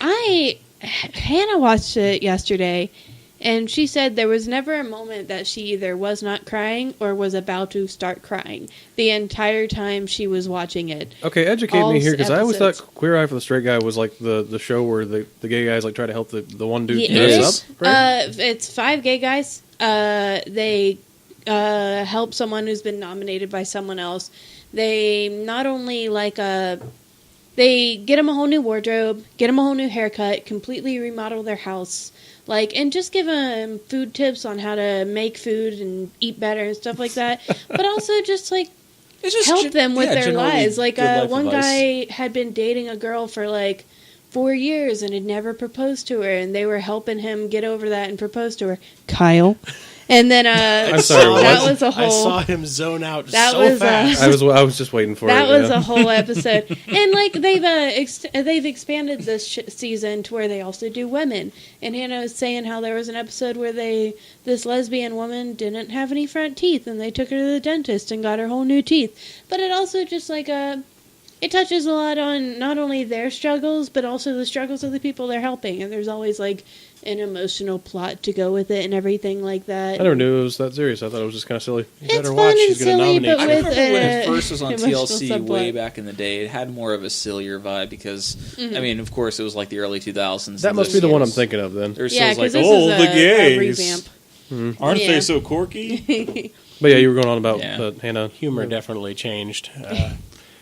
Yeah, that's. I didn't. I was trying to look and see what show it was, and here I have found she didn't even tell me the title, so I had nothing to add. secret unlockable character, Hannah. Yeah, Right. Dropping one the day ball. she might come and say words Right. upon this place. Do the weather or something like that. Maybe.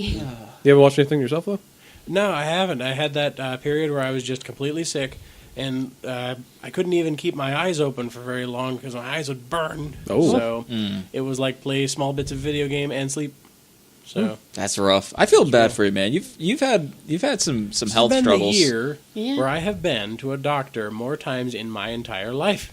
More Jeez. times than in my entire life. But I gotta say, like, you losing 30 pounds, you look good. Do you like Yeah. that? I can Stop. definitely tell. Enough. I'm Aw. sorry. Okay. Anyway, Doing good? Ritter, you dog. Ritter, you dog. I hate everything. Man, I'm really excited about this one. Huh. Cow. Okay. Oh, do you want?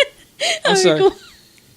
You know what? No. Skipped over Rainy. All right, cool. I'm I sorry. guess you Hey, guys Ray. skip me again. Really? Is this just a podcast of skipping and Rainy? Because this happened with the games too. Dang. Rainy, who's that? I had a whole thing like plotted out in my head. I'm like figuring out in my brain where to start. Yeah, I mean, we gotta save best for last, right? I'm Newcast, sorry. That's fine. Nothing. No, we can do you next. I'm really sorry. I'm just really excited about the robots. We know there's robots. We get All right, it. Randy, Yeah. what have you been watching? Well, for one, I saw Captain Marvel with Kyle a couple days ago. And it exceeded my expectations. In all seriousness, I went in there with a very negative attitude about it. I was like, they've just shoehorned this in real quick. I know nothing about Captain Marvel. I didn't read the comics like Kyle did, so for me it was just like suddenly, right before the big new Avengers movie, they're just throwing in a whole new, very OP character to save the day, and here's the movie you have to watch in order to understand Endgame. And I was pretty disappointed with what I thought it was going to be like going in there, but I actually love the movie. Very nice, great characterization, great humor, great twist, amazing movie. Enjoyed it a lot more than a lot of the other movies that I have seen Marvel related. And I was like, dang. I left there and I was like, dang, you know what, Rainey? You were wrong. You wrong and you fucked up. That was great. You done goofed. And one other thing, and then we can get to Kyle's spectacular time. I listened to all except the last two songs of the Mean Girl musical yesterday. Ooh, I forgot there was a musical. There is a musical of Mean Girls, and because loving musicals is a rich man's game, and I cannot actually go see these musicals, I make a habit out of listening to all the songs on a musical in order, and just filling in the pieces in between with my brain after reading like the summary of the musical. I have to do that with Wicked, because obviously I can't afford to see Wicked. With Hamilton, I did the same, and I did it with Mean Girls. And, seems to be a pretty solid musical from what I know. It doesn't help that we're located in the northern panhandle of West Virginia, so New York City's a little far away. But I wouldn't mind seeing a musical with you guys. I absolutely love musicals. I was in one in high school. I would have been in more if I had the opportunity to. I listen to them all the time. If you throw on my Pandora, half of the songs that come on are going to be songs from musicals. I just love them. I got a high school story about a musical for you if you want to sit. Yeah. Oh, yeah. Gather Get the round Lord. and listen. I'm Deckard Cain. Lore time. All right, so I was dating this girl my senior year of high school. She was a sophomore, maybe? Okay. And there was this dude in my grade who had the hots for her. Uh-huh. And Wait, did you fight a dude for a chick? I joined Did you not tell me that you fought a dude for a chick? I joined a musical You did not! for a chick. What? Wait. It was Anything Goes. You were there for chick? I was there for chick. Because I was also there for chick. Was it the same chick? No. No, it wasn't the same Oh, chick. okay. It was the girl I was dating my senior year of high school. Thinking. I think I know. Yes, that. Okay, that's Yeah. what I thought. Okay. So, anyways, this dude had the hots for her and was putting the moves on her. Mm-hmm. I think I know who it was, too, actually. Yeah, he went to Okay. Princeton. He lived his best life. Oh. She made a bad choice. But anyways, so I Chose barely poor. graduated college. All right. So yeah. I was like, oh, this dude's putting the moves on you. Well, I'm gonna join the pit band so I could be in the musical with you. Isn't that great? And totally not there to break up any shenanigans going on. So yeah, that's how I was in the musical. I mean, you were smart though. Musicals are a very romantic place. So the leads always end up dating for a couple months after They the do. musical. It's like that kind of like pseudo love, like, oh man, remember when our characters were so in love and we kissed on stage and it was magical, and then they date for like 2 months and they realize they have nothing in common and they don't actually like each other, Yeah. and then they break up. That's how it always goes. It happened my senior year of high school to the two leads in Little Shop of Horrors. The girl and the guy kissed on stage, dated for 2 months, and they were like, oh no, we don't match, and Oh, no. dumped each other. So Yeah, that happened. my main bit in the entire play was there's this. It's Anything Goes. So it's on a ship, and it was set in 1919. Anything So there's a yeah. super racist part where Oh, somebody no. plays chopsticks. Oh no. Not chopsticks, but the da da da da da da da. Yeah. But on that last bit, I had to slam this gong. Oh no. Yeah. Gotta You warm were it the up. racist 2006 were different times. Oh, yeah, that's rough. Sorry, I didn't mean to derail your It's derail, but fine. that was a fun Oh, story. it's Let that Dan the I homewrecker enjoyed lore this unlocked story. there. Yeah. No, but I've ranted to Kyle before about the just the elitism of musicals and everything and Broadway and all that, and how they intentionally don't make it available to the public to hike up prices more. And Yeah. it's very ironic that most plays are about poor people but can only be consumed by rich people. Rent. Yes, rant, exactly. It's I've gone on a rant for a million years, but it's the way life is right now, and I can't change that. So I listen to all the songs in order on a YouTube playlist and piece together what I know with what I don't know, and overall, I enjoyed it a lot. In fact, the girl who plays oh my god, my mind is totally blanking. Goth best friend girl, Janice, the girl who plays Janice. The girl who plays Janice is also the girl who was the main girl in Heathers, which is a musical that I'm really obsessed with that came from a cult classic movie that was way worse than the musical.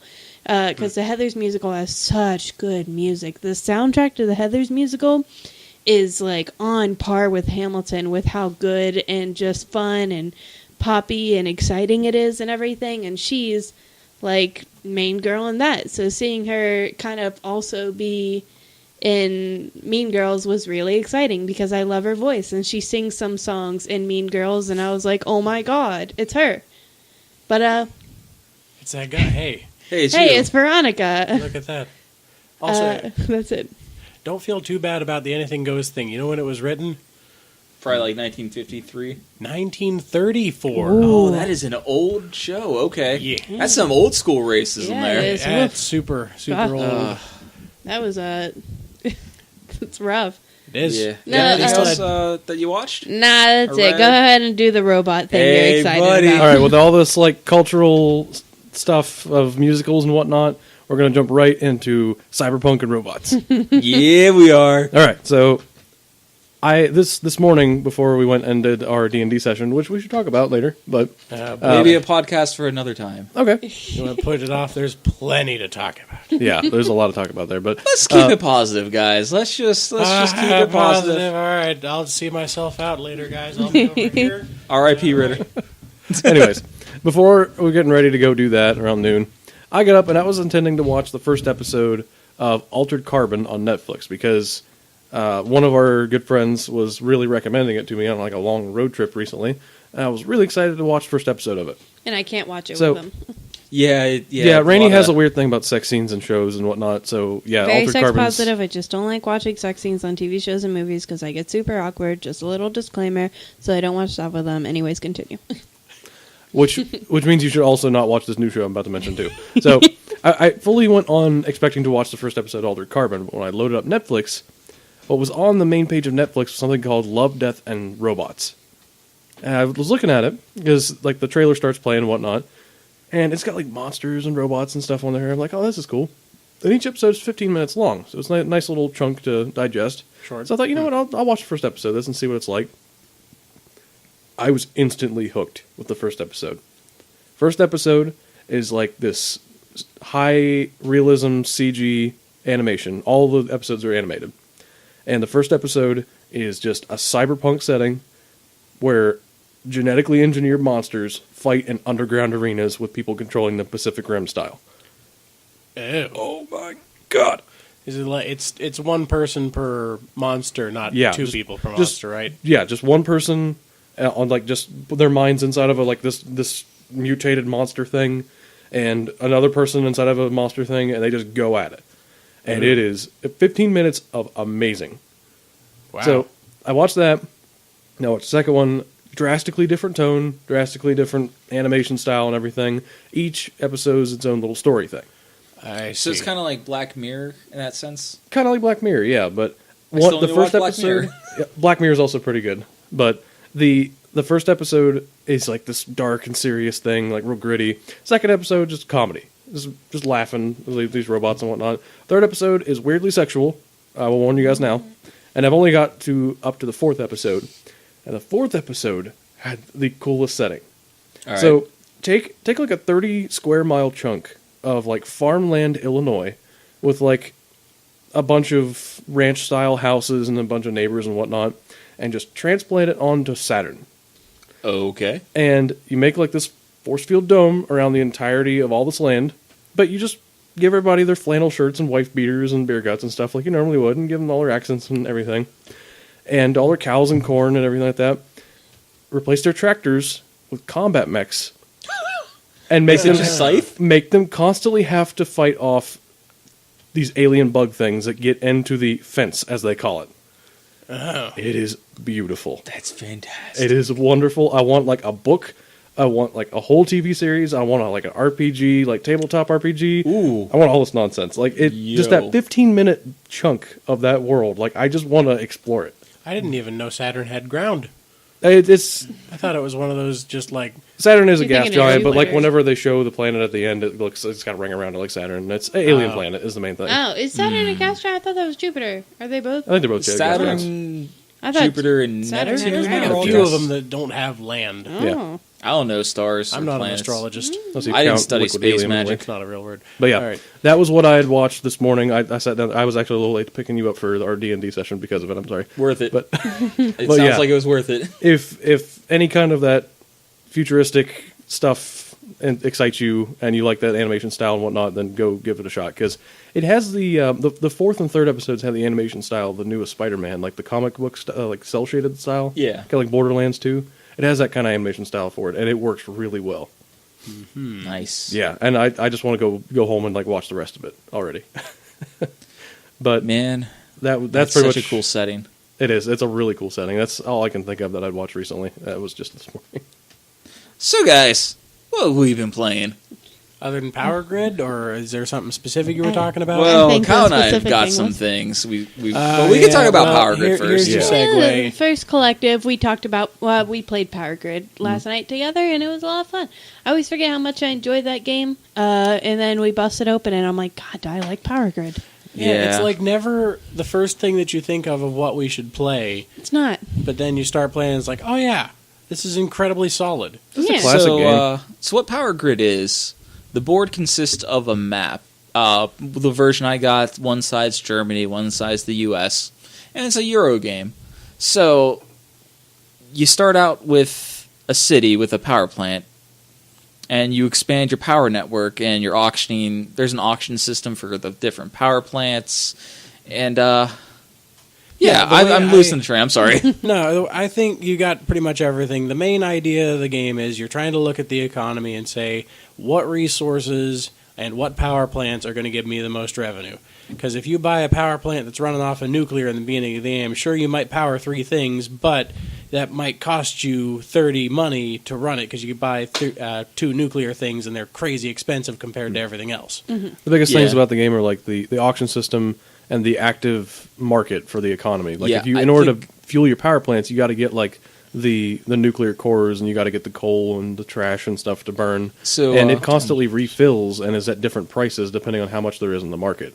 So that's like the two big things about the game that makes it the most interesting to me, really. Yeah, the market system is like the best part about this board game because every turn it only refills certain amount of resources. So if you've got a lot of players heavy into coal, that will drive up the market price for coal. Mm-hmm.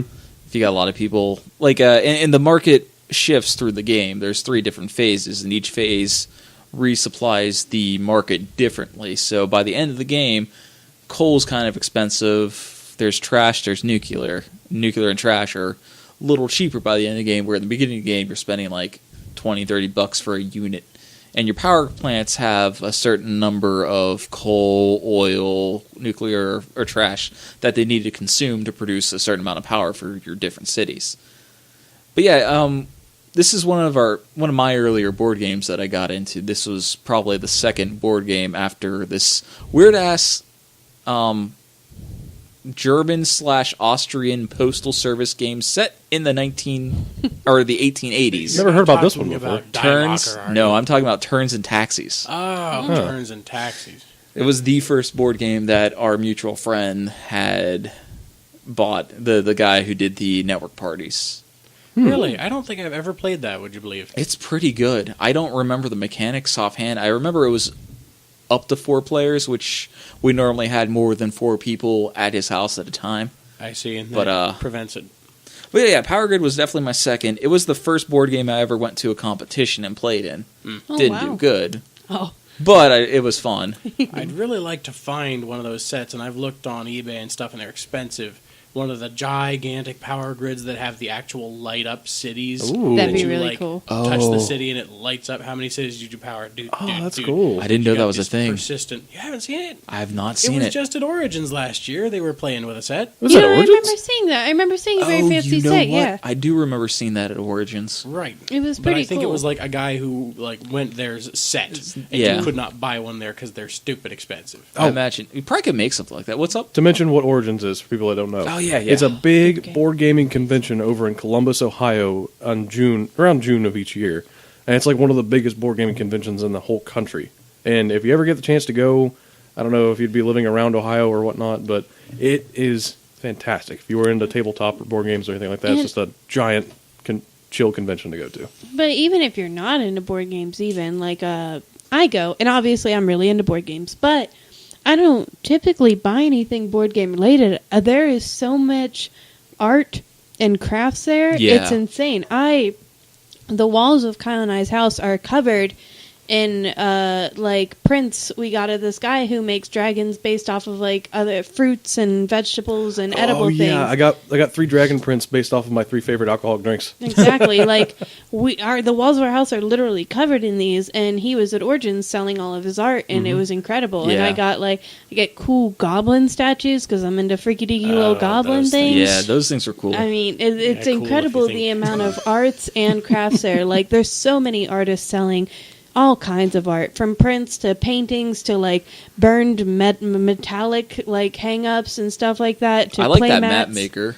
Oh yeah, the map maker was really cool. I like forgot I about love him. a good map. there, if I got like a very fancy quill and ink set there for me and Hannah, like the incredible amount of just even non-board game related stuff there makes it worth going, even if you don't enjoy board games in the slightest. I was It is very surprised. board game centric, of course, but still. I was surprised with the amount of people who were cosplaying up there. I think if we go yeah. again, I might work on my Tech Priest cosplay and walk around one day. That'd be cool. Just One one Know day. how hot you would be. It would be very I hot. run a lot cooler than you. I think I'd be I'd be run very hot. hot. I'd be uncomfortable, but I don't think I would die. I'm just thinking about like walking outside because we kind of when especially the first year we did a lot of walking outside the city. At some point, we walked a mile to the rolled ice cream place that Worth we it. went to the next year as well because it is that amazing.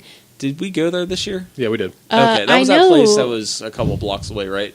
Yes. Okay. I know Kyle and I and Hannah definitely went. I couldn't remember if we went with you guys too, but we did a lot of walking outside. Plus, much to my extreme surprise and yeah. excitement, I got caught up in the Pride Parade during Origins, and that was the most incredible experience of my life. Such a positive, exciting, crazy, amazing atmosphere. It was just like being a kid experiencing Christmas for the first time again. It was incredible, just the outpour of love and everybody with rainbows and just everybody losing their minds. It was just absolutely amazing, and that was a really just excellent kind of like side plus, even though I was like so unbelievably sweaty. I got a selfie with lesbian Deadpool. Hell It yeah. was such a good time. I saw Lesbian Deadpool. She was awesome. I She saw those ran up leather to daddies. me. There were a lot of No, that's Libby that's talking about it. that's how it is at Pride, though. Everybody Jeez, really no. lets their freak flag fly. It's just a crazy time for everyone to You just got go to. nuts. But yeah. I think because this year our friend trip is going to be Geekend. Yes, which I'm sure we'll talk about whenever that happens. We're going to a cabin in a place. Canadian I don't Valley. know how. Canadian Valley. I was intentionally leaving it out because I didn't know if you guys were Oh, like, that's going to be fine. weird about it. But we're going to a cabin in Canadian Valley for a few days. We're gonna get a little buzz, play a bunch of games, have a good adult hangout time. Very Good excited hangs. for it, and that's going to replace Origins this year. But I definitely want to go back to Origins at some point. Like this, I don't want those last 2 times to be the only 2 times. We might. Kyle and I were talking a couple days ago. It might be worth it to do a day trip or maybe an overnight trip. Yeah, one just night. go I over could and spend stay 2 one days. night. If you I- want to do. Go up one day, go to Origins, stay the night, come back the night before. But we can talk about this off mic. Yeah, Yeah. totally Because negotiable. I think one day would be perfect at Origins, and hopefully hopefully my neck won't be broken this Oh time. yeah, Oh, I yeah. can't believe that happened last I time. Yeah, can't that's promise rough. anything because I just got over another neck spasm a couple weeks ago where I just woke up and I did my morning stretches. Oh god, my neck doesn't work now. You know what I think? I think your cat is like giving you power bombs in your sleep or something like that. She's like giving me people's elbows right on my Just neck. karate Practicing. chopping you with her tiny paws. So yeah, we play Power Grid. Yes. Hey Kyle, buddy. Hey Hey, guys, what Dan. did you What, guys Been do? teasing us the whole What time. What games What did we what'd play? you Oh, I guys don't do? know, Dan. What games have we been playing? I think we played something with some cars called Gaslands and Oh, is something that with some what we monsters called Monsterpocalypse. I'll I'm let sure you you start, mean Gaslands. Monpok. So Gaslands is a game set in the far distant year of 2018 where Earth is trashed. The main human empire lives on Mars, which it should. Mars is the home of humanity. Yeah, we get it. You're like Mars, all right. Dan loves Mars. That's I one love big Mars. thing with Dan. So so the true human empire of Mars has a game show where those peasants who live on Earth can win citizenship to Mars. They do this by participating in the Gaslands, a TV show where cars do battle and race for a chance to win that covenant Martian citizenship. It's like televised Mad Max. It's televised Yep. Mad Max 100%. So the game works. You have movement templates for your cars, much like kind of like X-Wing. In fact, X-Wing is a good comparison because this game does what X-Wing does, but better and less Star Wars fatigue. But that's for a future podcast. So So describe what the templates look like. yeah, The- I should. Yeah, the templates that he keeps mentioning are like these big plastic, like flat shapes that you put on the table, and they're in the shape of like a cone or like a straight line or maybe like a gentle like curving line or something like that. Or like a hard 45 or 50-degree turn. Yeah, and it's made to be like the where your car is moving in a single like turn, and you place it in front of your car, and you move your car to the end of the plastic like line, and that's essentially just like what your template is for your turn. Yeah, and so the turn works in gear phases, and the gears phase corresponds to what gear your car is currently in. So it starts at gear phase 1, so all cars will get to make a movement action and a fighting action. Gear phase 2 will happen, and any cars that shifted up to 2 will then get to go in 3 and 4 and 5, so faster cars get more activations in a turn. This game also has a system called hazard tokens. It's supposed to represent your driver being distracted or your car like taking a sharp turn. You get these hazard tokens, and once your car gets like 6 hazard tokens, you got to make a flip check. You go down to first gear, you could potentially take some damage, and your opponent gets to reface your car.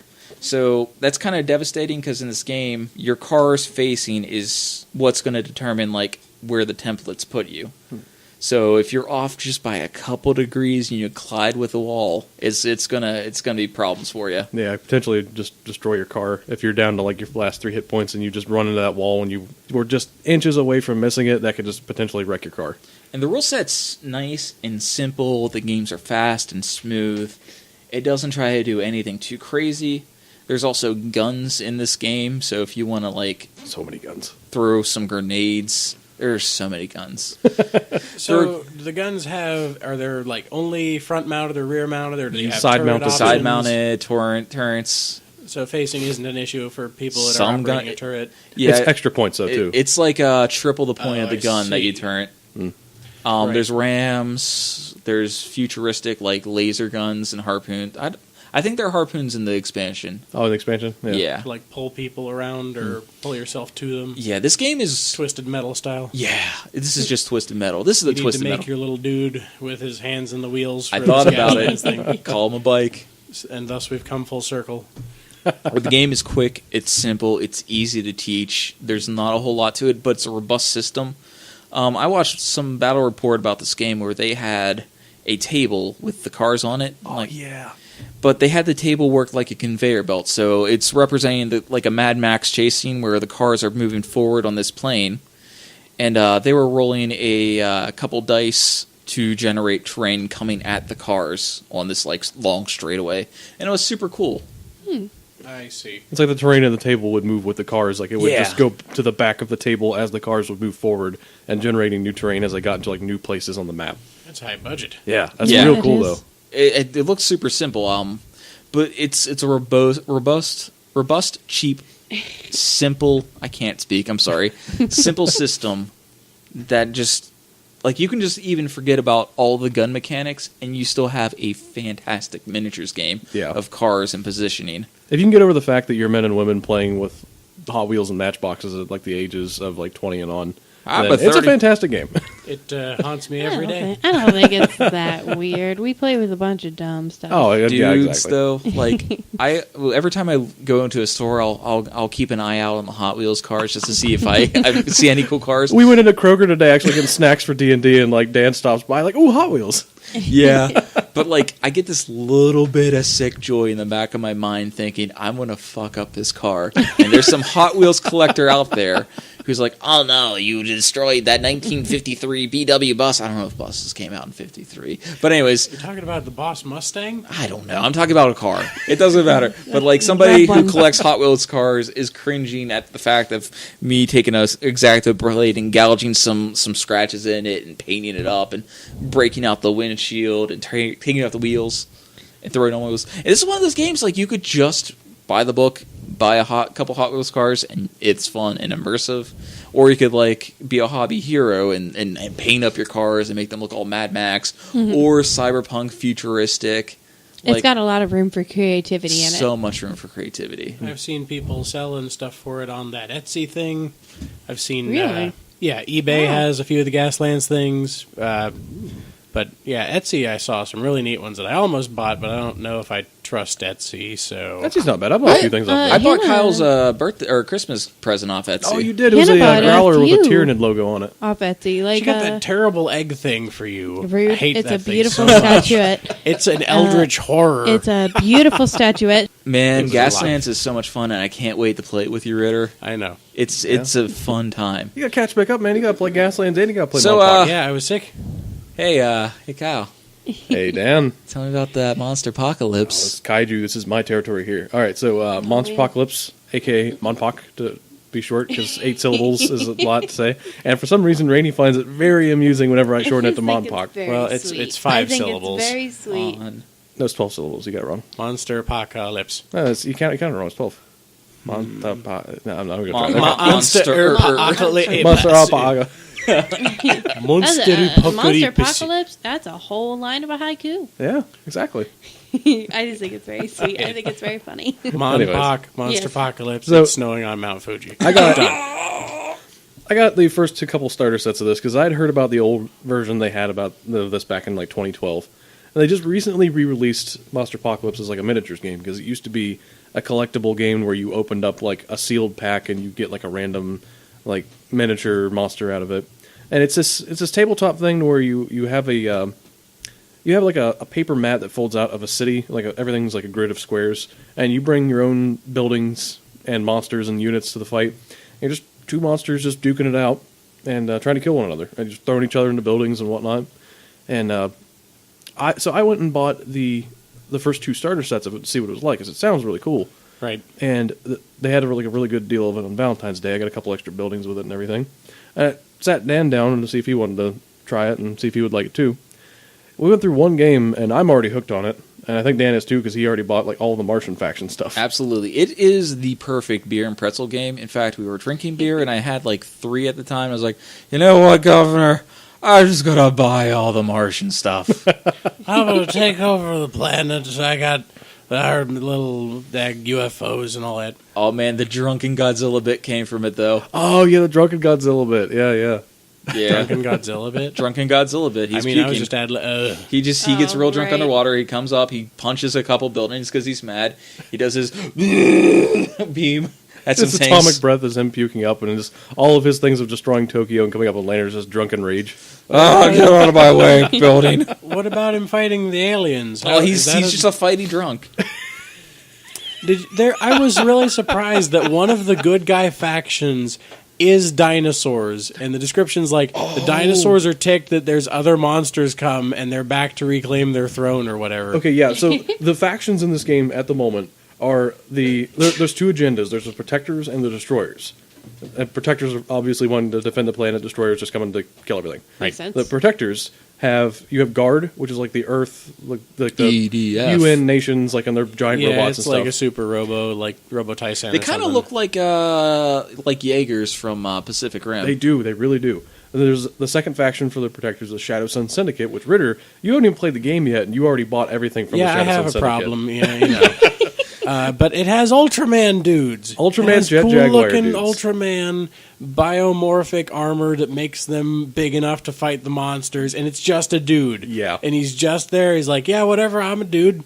I'm going to take you on. I'm going to body slam judo throw this monster. Yeah. That's there pure are Ritter throws. Exactly. It's Yeah. so good. It's great. The third Protector faction is the one I'm going to be buying next. That's the Pterosaurs. Right. Which is just a bunch of titanic monsters just going out into cities and killing all the destroyers, but knocking a few buildings down the progress because they hate progress. So, Yeah. process, progress, yeah, words. But anyways, the destroyers. The destroyers are the second agenda. The Planet Eaters are the first one from that, and that I have everything from them. They're like these dudes that came from a comet. Faction. They're these dudes that came from a comet out from space. There's like 6 of them in total. They land on a planet, and they just came out of the comets and just started eating and destroying everything. Yeah, they're not Tyranids. They're not. They're the not Tyranid Tyranids. Could you imagine if Tyranids have bioforms that... Well, I guess they do. They Forge do, yeah, World. kind of. But yeah, they the second faction for the destroyers is the Lords of Cthulhu. These are your Eldritch horror things. Literally Eldritch. Dude, that building freaks the fuck out of me. Did you Yeah. see that building with the The hell Void mouth Gate. sticking out of it? I avoid looking at It's such called things. the Void Gate. It is like the unit spawny building for the Lords of Cthulhu. It is gross. It is real gross. I Yeah, love everything it. from the Lords of Cthulhu is real gross. It's like all fleshy and tentacly and stuff like that. So if you like chaos, there's that one for you. Yeah, yeah. Pick that up. And the last faction that they Yeah. have for the destroyers is Dan's faction, Fuck yeah, the Martians. Yep, he bought everything from the Martians. He's got them sort of assembled at the moment. He got some of them assembled. I have the UFO assembled. I watched everything today. So the problem with the casts on these minis is they're fine cast resin, and I don't know if they're actually fine cast, but they are resin. That might be like G-Dub's thing was It might be. fine cast or whatever. I don't know. So they have these really chunky bits where the injector molds or injectors went into the mold. So I'm afraid to sand them down or get rid of them inside. So I have to wait for kind of a nicer day because I want to do that outside so I don't get that. Yeah, that It's resin. fine. It's just carbon fiber. I don't want to clean up the mess. Though. I've heard fiberglass. warnings that resin is carcinogenic. Like you do not want to breathe that stuff in. Eh. But that's a word of warning to anybody that's thinking about getting into this, is that it is a hobby miniatures game. There will be a lot of assembly required. You will need to clean these things up. You need to glue them together and paint them yourselves, because they're just Yeah. gray plastic or gray resin whenever they come in. So I didn't tell you about the paint job, Ritter, that I want to do, right? For the Martians? Yeah. No. So I recently got an airbrushing, and there's a type of paint that isn't traditionally used for an airbrush, but it's called artist inks. And these paints are really, I don't know how they work, but you can throw them straight into an airbrush. You don't have to thin it or anything. You just spray straight out of an airbrush. But what the thing with the artist inks is they're super comic booky, vibrant colors.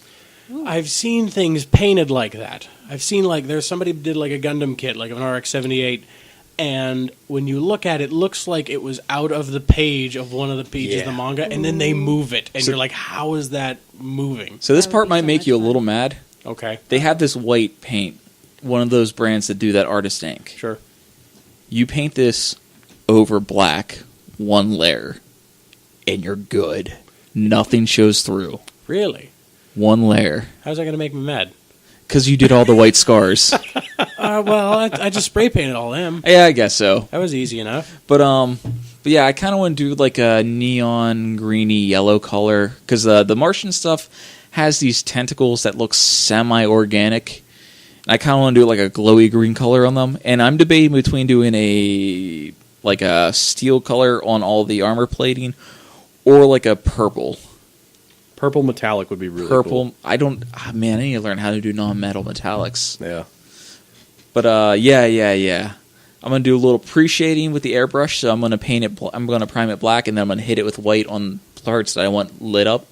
Right. And then one of the most beautiful things about this is the price point. Oh, fantastic price point. Buy that UFO from Games Workshop, probably be something like $60, $70. That is definitely a $60 kit. That's like a Terminator kind of size kit, too. Right. Yeah. Not Terminator, I mean Dreadnought. Or Dread, yeah, sure. Yeah. Well, that I'm thinking more like a Predator or something. Maybe it's smaller than that. Maybe it's less plastic. Yeah, those are all like Warhammer 40,000 units, 40K units. Yeah, for Warhammer 40,000. Warhammer 40,000. 40000. What have you Anyway. done? Yeah, but I think I bought all my Martian stuff for like $80 on Amazon, and that's Exactly. a lot of models. I think I have like 17, 18 models. It's like $20 a kit. That's Yeah. perfect. That's incredibly doable. That's what you want. And Like- these kits are fantastic. Like, the detail on it's superb. Yeah, Yeah. they look great. You will need to get Sublime. like their own proprietary like action dice that they have and stuff too. Oh, Those shit, are I all in need the that. starter kits. So you probably would need to pick up a starter kit, which they have two of them. They have the Protectors and the Destroyers. The Protectors have Defender X, a guard robot dude, and the Destroyers have Gorgodra. He's a Planet Eater guy. But it comes with, it's like $42 MSRP, and it comes with the mat that you need to play. It comes with 6 fold-out cardboard apartment buildings that you do need to bring your own buildings to play the game. Yeah. But it comes with everything you need. It comes with all the dice you need, 10 power dice, 10 action dice, 10 boost dice, and all the units that you would need as well. But yeah, like if you just get your starter set, you will be good to go. The only negative I have to say about Monster Hunter, not Monster Hunter, Monsterpocalypse. Monsterpocalypse is the board that you get with it is just a poster. Yeah. So the creases on the folds make it kind of wavy. Monsters tend to fall over. It'd been nice if it came on like a neoprene mat or like a traditional cardboard board game. It'd be nice if they even had that option in their store to get it on a neoprene map, but Yeah. they don't. So I'm looking into trying to find the images online to be able to print it out on a neoprene map myself. And Any aspiring artists out there, please contact us at tablestop.podcast@gmail.com. Nope, just tabletop cast. Fuck. we'll get it right someday. One day. But yeah, Put like it in the thingy. the starter set is like really the only way you can get the map too, and they also only have that one cityscape map too. They have another one called an Isle of Annihilation that came with like a League pack that they did back in the fall, but it's gone now. You can get it like on eBay, I guess. But they only have those two, and they're all paper. I'm So surprised they don't have like tile packs out where like you get like a 6x6 tile it'd be nice. that has like, oh, this is where a building is, or this is a new different hazard. Yeah, but they just came out with this game in September of 2018, and they're still releasing a lot of the monsters for it. They haven't really got too far with it, so hopefully in the future stuff like that will come out. I'm But wondering if like Frontline Gaming or one of those mat companies would make one. I'm sure If somebody it would ever make one. became popular enough because Is they it, make all those Warhammer things. Who produces it? Is it It's Privateer Warlord? Press produces Privateer. it. They're not a small company. No, they're not. You They got all maybe. that War Machine stuff. They got Hordes, which is like if you want to go with the organic side of things in War Machine, and they're both compatible. You can fight them together if you want to. I didn't know Hordes because isn't Hordes like League of Legends based? No, not. It's like I'm thinking of something else. I think Hordes is, or War Machine is where you have the like Russian people with mechs, the British people with mechs, the like elves with mechs.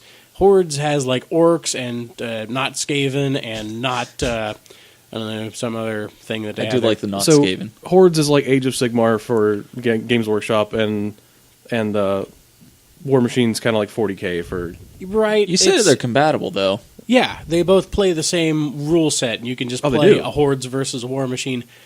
I don't know if they happen in the same timeline chronologically. I think they do because the mechs are like steampunk or something. They're steam operated or whatever the heck. I wouldn't mind trying that out sometime. I've been like curious about it. I'm always looking for a new miniatures game. Well, they're putting out a thing now that's basically Kill Team for that. They're Oh. taking Okay. like a 10-man squad, and they're like, that's your game to play with these guys. Oh man, geeking out about Kill Team on one of these episodes. We should do that. That should be a show topic. should be a One topic, day yeah. we'll get a format down where we have show topics. Yeah, One perhaps. day. so many things to talk about. But yeah, Oh. that's other than Gaslands, Monsterpocalypse, and Power Grid. We haven't really played anything else, though, have Now we should get a game of Twilight Imperium in before our next recording. Tried so hard. Yeah. I fought for it the other day. we? Yeah. It was late and I had to work the next day. It's completely understandable. Twilight Imperium is a chonky bitch. Yeah. A little bit behind the curtain. What are you guys doing tomorrow? Because I'm not playing Warhammer tomorrow. Neither am Ritter I. has date night tomorrow with Hannah. Ritter. So yeah. maybe consider date night. And also, you said since they were doing date night, we were going to make dinner together. So we have a date night too. So don't you forget about that. I didn't. Good. Okay. Good. Poor Testing ya. Dan. Oh, Testing ya. hello. It's a Has test. to sit here and paint his Martians. I do have to paint my Martians. Tomorrow might not be a bad day to jump into that. Where are you taking Hannah for dinner? It's a secret. Oh, secret destination. Yes. Okay. Secret Very well. tunnel. We're not gonna hype up someplace in our local area. Fuck you, local businesses. Spicy Gringos is a great place located in Weirtown, West Virginia. No, for real though. Spicy Gringos, like if you're ever in Wheaton, like it's pretty standard Mexican food, but they have these sauces that you can get with the free chips that literally are the only great reason to go there. Get that spicy mango, drown your chips in it, and then drown your throat in it because it is Drown good. yourself in it because you won't. Take a bath in it and just start gulping away like a man, hungry you don't hippo. want to get that That would jalapeno burn. in your people, Oh, though. man. Yeah, you just had to bring it up. Now you've done it. Now you made it weird. Man, mango habanero and all those orifices, like, ooh. Can I, You listen, got a lot of listen. orifices. You don't want Like, if you're craving a Mexican restaurant and you're like, all right, most Mexican restaurants are the same. I just want myself a good quesadilla. I just want myself a good burrito. Spicy Gringos is the place to go because you will get that delicious mango habanero sauce. It does not cost extra to get it with your food, and it is so good. Oh, shout out Spicy to a local Gringo restaurant. sponsor Shout us. out to local restaurant. That's our local plug of the week or month. Yep. Hey, Ritter, Yeah. what are you hype about? Waiting for that Pokemon Sword and Shield personally. Hell yeah. Probably just going to get both versions because I have a problem. Probably get, I think I'm going to get them digitally because I've been getting everything digitally. I'm going to get it digitally. I mean, I'm Yeah. not going to fuck around with physical copies. The only Switch game I have a physical copy of is Zelda. That's actually the same one I have. And it's been plugged in. It's been sitting in the Switch since I bought it and has never left. So, yeah, I'm just really interested to see what Pokemon come out, if they do anything. Yes. And I really want to see what the dang bunny starter turns into. If he's firefighting, we riot. Right. If it's firefighting, Gotta be we fire riot. normal. I Gotta think be fire Fire normal. Normal is my You guys bet. are very into fire normal. I'm I real think into it'd be that really Scottish cool. lady. Yeah, I'm gonna play Scottish lady. I'm That's really for sure. excited to see what my beautiful Sabo boy turns into, and I hope they don't make him ugly because he's a sweet, precious baby. Now, here's what I think. I think he's going to go fighting. Because he's doing that little thing where he's Really? like meditating in the He water. just looks. Maybe psychic would be cool. Water psychic. I'm I still could see thinking it. that the monkey's going to be Meditating. grass psychic. I really do. I think yeah. Oh, you're right. Here's my little thing. I'm gonna go. I think Bunny is either gonna be firefighting or fire, maybe dark or normal. I think grass is most certainly gonna be grass psychic, and I think water has a good chance of being ghost, which would be That would be super awesome. Water for me ghost. because ghost is one of my 3 favorite. Water, ghost, and fairy are literally my 3 favorites. So those are my predictions. Quote me on it, bitch. There's got to be some way they interact. Because, like, ghost fighting and normal all interact. Where normal doesn't affect ghost, fighting super effective against normal, but fighting also doesn't hurt ghost, so that wouldn't work as a triangle. But somewhere in there, I'm sure. Did Sun 'cause and they've Moon been have doing that it. like secondary triangle? Because the owl dude was ghost, fire Ghost, was fighting. dark, fighting. Yeah, do you Yeah, think- fighting beats dark, dark beats ghost. Well, it wasn't fairy. ghost, it was fairy. It was ghost, It was, fairy, and fighting. dark Typing for fairy. fairies. They didn't So have that secondary maybe interaction the last secondary generation. set doesn't have to be like a big interaction. It's all about the first set. They had it in X and Y. Well, maybe Because it that was just was- kind of how They they dumped it. started, but now they kind of want to, expand a little bit more. So it's kind of harder to do that. But they've been doing that even since Diamond and Pearl. Because that had Break the mold. steel fighting and one other type that I forget whatever the grass was. Because nobody remembers the grass. Hey, I like grass. Grass is my starter. Oh, I do fire starter. I played I'm all about yellow, that water. so my starter was Pikachu. Regardless of what I wanted, You don't even know what the 152nd Pokemon is. doesn't exist. Right. Man, I love this bit of mine. Just It's been a Gen strong 1 bit all for day. years. The bitter old man, nothing but the original 151 bit. Pokemon that lead Exactly. I love being the Grognard. Back in my day, we didn't have a trash bag Pokemon or an ice cream Pokemon or a chandelier Pokemon. No, I but you do had like a ball vanillas. Pokemon who was You just leave a ball. Voltorb alone. You had a You mine had Pokemon. a rock who was just a Test your rock nerve. with arms. not Oh my god! I can't believe you came. talk for bad Geodude. about Geodude.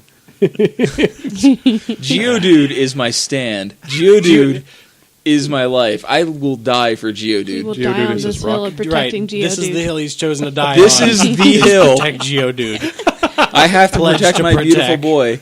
I was in 4th grade. I liked Brock. He was a cool guy. I liked Geodude. He was a cool guy. Brock is a Fight pretty me. cool dude. Fight me, internet. I will die. I will die for Geodude. All right. Okay. Sorry. Yes. I am All sorry. that happened. Geodude's All right. so beautiful. What are you excited for, Kyle? Oh, okay. Me? Oh, we're breaking the mold I again. guess that's fine again. Okay. You're last. What I is actually wasn't this? ready. Let's What go to is this new thing? Dan didn't go. You're not Skipping last Rainy. yet. You don't know. You could be Thought third. we had a little like counterclockwise I like the circle. counterclockwise I thought circle. we had Yeah, a let's keep special going. Go to circle Rainy. going on. It started with Ritter, then went to Rainy. See, this is why I Apparently. don't introduce topics now. All right. Well, anyway. MC privilege is revoked. Well, I'm hoping that one day Animal Crossing for the Switch will actually come out like they said it would this year. So I'm still pretty hyped for that, even though it doesn't have a release date or any information on it. But a thing that I'm hyped for that actually does have some information on it is the new Twilight Zone revamp with Jordan Peele, Oh, yeah. who Yeah. has done an amazing job of doing a great horror movie called Get Out that I absolutely adored. I'm very incredibly excited to see This Is Us. Or is it just us? Did Just I Us. just fuck that up? Oh, Yeah. This Is Us, I'm pretty sure is a TV show. Got that. I'm very, take two. I'm very excited to see Us, which is the new horror movie coming out by Jordan Peele about like doppelgangers and shit. That seems super awesome. I think he's proven himself to be a really great creator of these kind of universes that are scary and daunting, but also teach you some really important things. So I'm like unbelievably hyped to see what he's going to do with Twilight Zone, because I think he's going to do a really great job with it. I adore Twilight Zone. I've seen every episode of the old ones. I always found the concept so amazing and groundbreaking for the time of just each episode is its own complete universe with its own crazy plot. I was obsessed with it. I was excited for Black Mirror when it came back just because it was reminiscent of Twilight Zone. So to actually have Twilight Zone back, I am unbelievably excited for it. Yeah, me too. And besides some miscellaneous movies that I don't really need to touch on, because I'll probably touch on whenever they come out, not much actually. Just those two things have really got me. Oh, obviously Avengers Endgame, even though the new trailer that came out was very lackluster in my mind. I am still very excited to see the movie. There's a lot of hype going on about it. That's been built up for a really long time. I'm hoping they don't go garbage directions with it like some people have talked about. I'm just really hoping that it is as good as the years of hype have brought it up to have to be. Yeah, that's it. What about you, Kyle? Oh. Oh, my God. There's so many things I'm excited about. Video game-wise, I think there's only really one that's in my mind right now. It's Hollow Knight Silksong. Oh, yeah. Makes Started sense. out as a DLC pack for Hollow Knight that just got so big that they just decided to make it its own game. It's going to be releasing, I think, maybe later this year. I'm not exactly sure when that's going to be releasing, but I am super looking forward to that because you know how much I've mentioned Hollow Knight already in our first 2 episodes of this podcast. Yeah. But video game-wise, that's about it. Show-wise, I can't really think of a whole lot that's going to be coming out besides Game of Thrones. How did I forget that until now? Game of Thrones coming out in April. That's going to be my life for a while. What about Good Omens? Oh, Good Omens. Yeah. I was a really big fan of reading Good Omens. And the Amazon, is it Amazon? I think it's Amazon that has Good Yeah. Omens. I think we're gonna watch it once it comes out because I got that good goo Prime. Yeah. Same. So do I. Like, I'm super excited for that show because that's one of my favorite books I've read. Like, Neil Gaiman and Terry Pratchett together in one book. That's insane. It's so good, man. It is, in You fact, love both Amazon. of us. I've double-checked it. Yeah, but that's coming out as a TV series. One that's out right now that I'm going to catch up with later is American Gods, Yes. which is another book by Yeah. Neil Gaiman.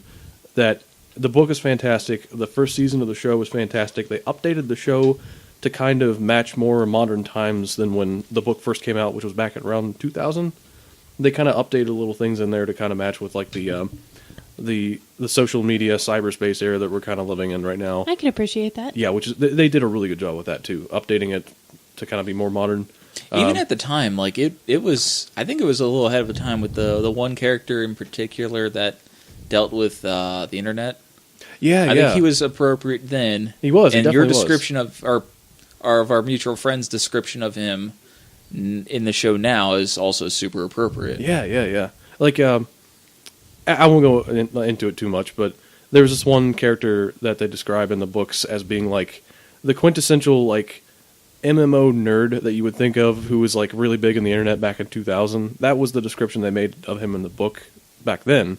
But to update it for the show, they kind of made him more like kind of like a Silicon Valley tech nerd, more than like the basement dwelling like zit ridden like overweight dude that you would think of like back in the 2000 stereotype. Which they did a really good job of just updating that image. That's so cool. Like American Gods is like a great book and TV show. I would just recommend giving it a shot. It's on Stars though, so you would need a subscription for that. Which is why I haven't watched it yet.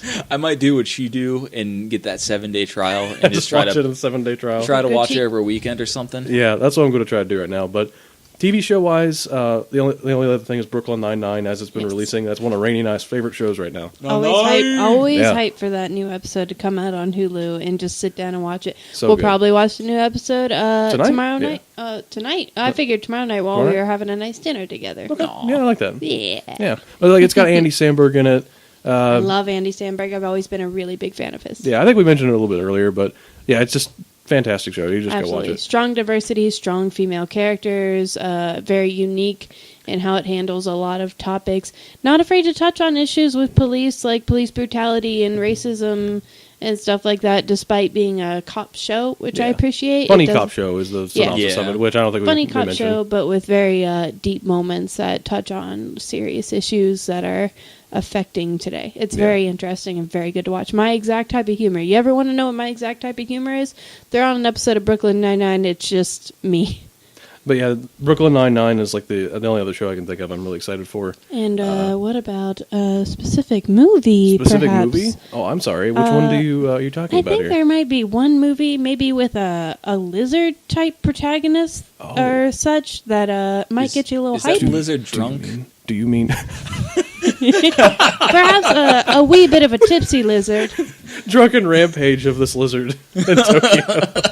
Oh, That jeez, movie. that hits the building. I didn't know. Oh, jeez. That movie, though, is King of the Monsters, Oh. Godzilla 2019. Who's he fighting? He's fighting King Everyone. Ghidorah, Mothra, and Rodan. So That literally Mothra everyone. looks so good. A little bit of Kyle lore here. The first Godzilla movie I ever watched was a 50-cent VHS I bought at a yard sale, which was Hell yeah. Godzilla teaming up with Rodan and Mothra to fight the three-headed dragon, King Ghidorah. It was the first Godzilla movie I ever watched, and I wore that VHS out how many times I watched that. It's what made me a monster and kaiju fan to begin with. Made him the man he is today. It made me the man I am today. But I have never been more excited for a movie in my entire life than I have been King of the Monsters. Like, I've already got reserved tickets to see an IMAX theater in Pittsburgh. And All up at the Wait, you Lowe's bought place. those already? yes. I didn't even realize you Hell bought yeah. Yeah, I've got them my all. God. Yeah, I got them All already. out. But yeah, I've got my tickets reserved for it already. Like I want seeing Godzilla 2014 was one of my favorite movie experiences. Just going to a theater and seeing a movie and just seeing everybody around me like freak out and have like such a good time with it is one of the best experiences I've had going to a theater and watching a movie. It even beat Aw. Avengers for me. Oh, and I'm more excited about this movie than I am Avengers Endgame. I Surprisingly know, you enough. have said that. Yeah, but that has been the thing that has been eating up most of my hype for the past like half a year at the moment, and I'm so glad that it's like just around the corner, like timeline wise. Kyle's so obsessed with Godzilla that he watched the terrible Netflix original no. anime 3-part series, I can't which I recommend would it. not recommend anyone watch. I was there with him through it. We suffered together. Yeah. He suffered for the love of Godzilla and all things Godzilla. But oh my God, please don't watch that. Please do not watch don't. that. It's so I bad. implore you. In fact, without watching it, email Netflix and just say bad. bad Netflix. Bad. In the subject, Just Godzilla send anime. reprimands. Bad. So is this the second of the new... Second of the new ones. It's a sequel to 2014. I need to watch 24. Please. Oh, can we sit down and watch that? Yes. Can we do that? We're gonna We have can a do movie that night. whenever. I'm ready. My body is ready. I am so ready. I've watched that movie more times than I can count. I know Bryan Cranston's in it, Ryan Cranston's in it. and that's about it. And one of the Olsen twins is in it, too. She went grown-up Olsen twin. Was it one of the twins or was it their sister? I don't know. Oh, Wait. okay. Wait, it There's might be a her third? sister. The Olsen twins have a sister who's Yeah, in it a might lot be of her stuff. sister, She plays the actually. Scarlet Witch. She's not That's one her of the then. Olsen It's twins. not one of the yeah. Olsen twins. Okay, never She mind. is a third Olsen. I get my actors mixed up. Yeah, pretty she easily. is not But one yeah, of the two twins. I am down to watch that movie.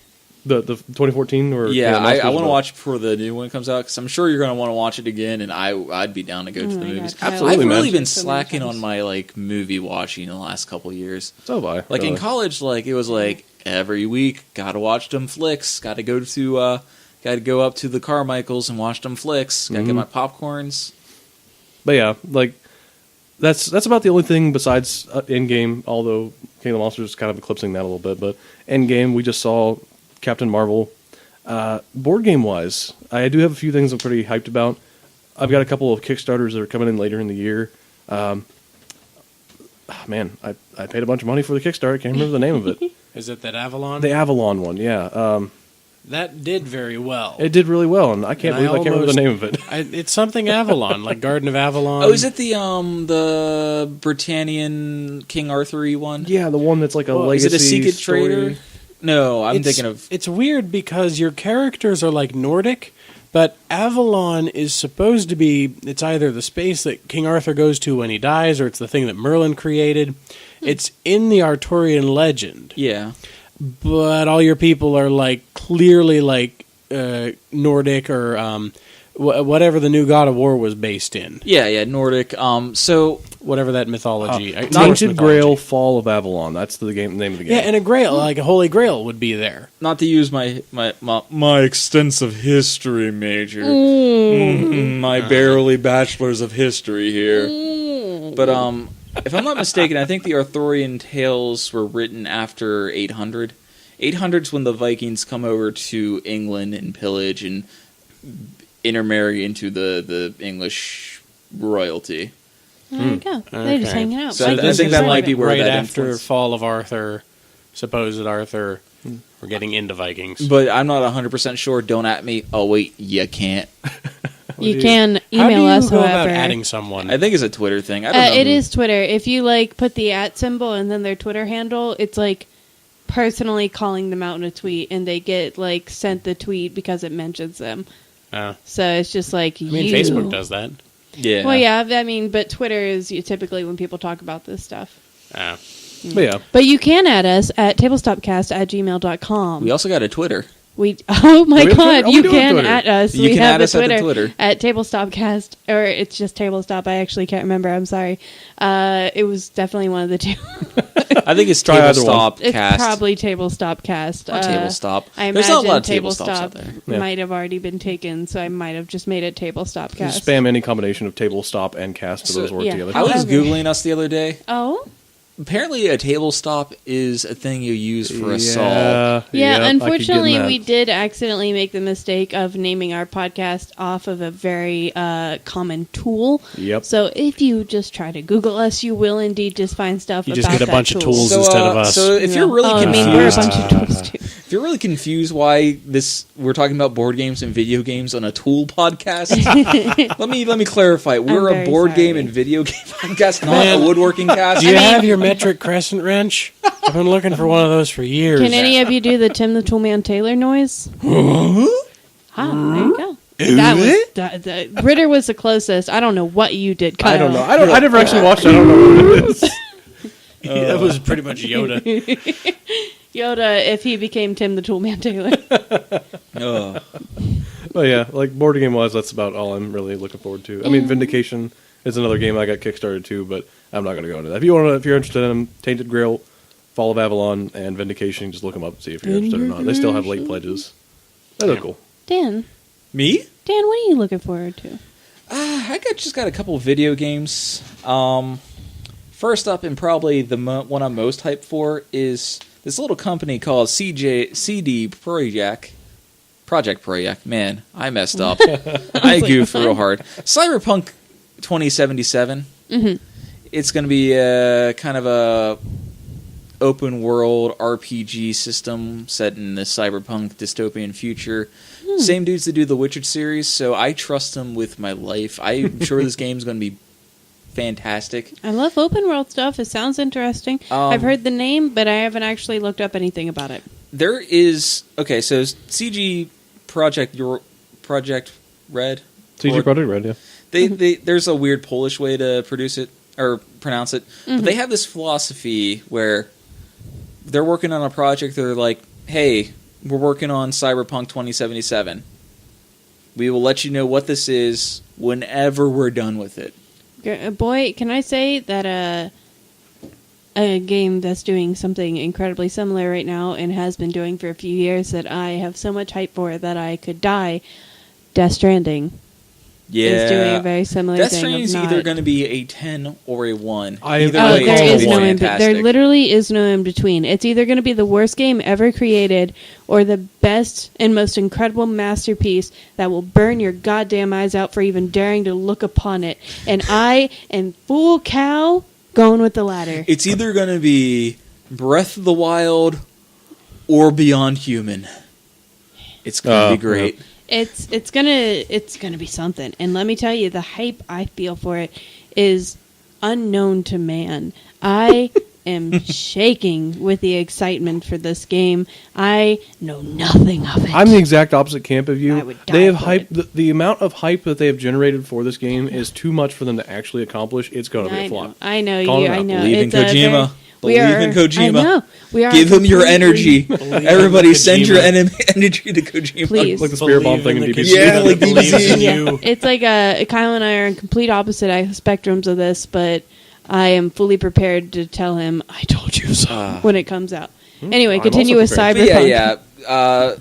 Project Red, they have a really, really good track record of producing fantastic games. The first two Witcher games, a little problematic. The third one is the best fantasy game ever made, period. With a hard period. Ooh.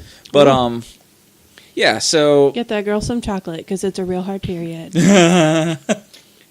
So, they recently... That was a slow burner. That was very mixed reaction. I had my normal disgust, which was just reflected in my I silence. think I rubbed my belly button a little bit. Why? I don't know. It made me just... Why would you even strong say that? mixed Why did you admit that? You're right.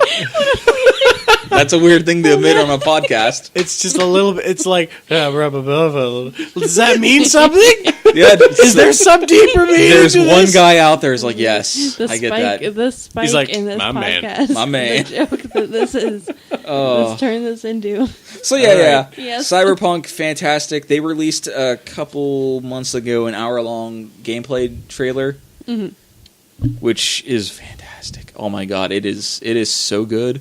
Go out and watch it, and then you too will be hyped about this beautiful dystopian future. I do want to look it up more because I have not looked up much about it, unfortunately. It's on my to-do list, but I keep hearing the name, and I'm like, oh, it's probably really good because I keep hearing the name, but I just haven't got around to it yet. Yeah, I'm going to either break down and upgrade my PC before it comes out, or suck it up and play it on console. But that kind of game, for me at least, mouse and keyboard's the way. Nah, I'm the exact opposite. I'm full console gamer. I It like having just a depends controller. on what you grew up playing. Like, Oh, there's yeah. going to be elitists out there going, actually, if you're playing Overwatch with a controller, your reaction time's slower. They're not wrong, but you're also not playing on a level where it matters. Yeah, honestly, like, the only reason I prefer console over computer is just because like you said, I grew up using a controller, and playing on a computer is kind of difficult for me. Like, Yeah. I have trouble, like, flopping around on the keyboard and using the mouse. It's Have trouble hard reaching for the me. keys. Yeah. You have to move your hands so much more. Another slow burn. Another one. Here we go. That was a slow I have burner. small hands, and it's a running joke.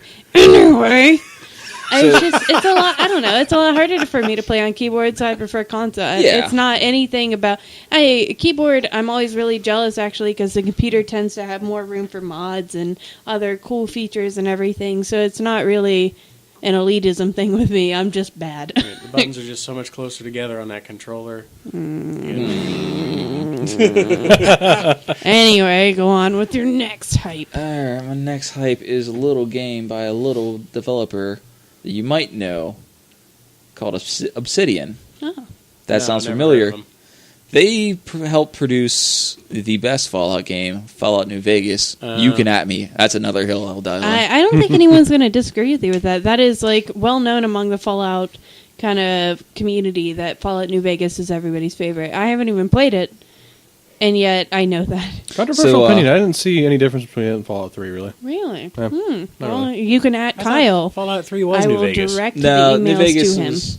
So the way the Fallout games go, you get a main numbered game, you get an offshoot game that kind of uses the same engine.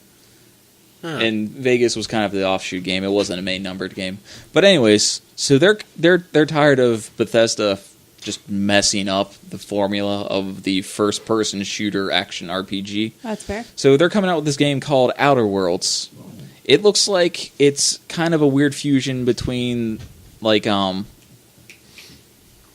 blanking on the name.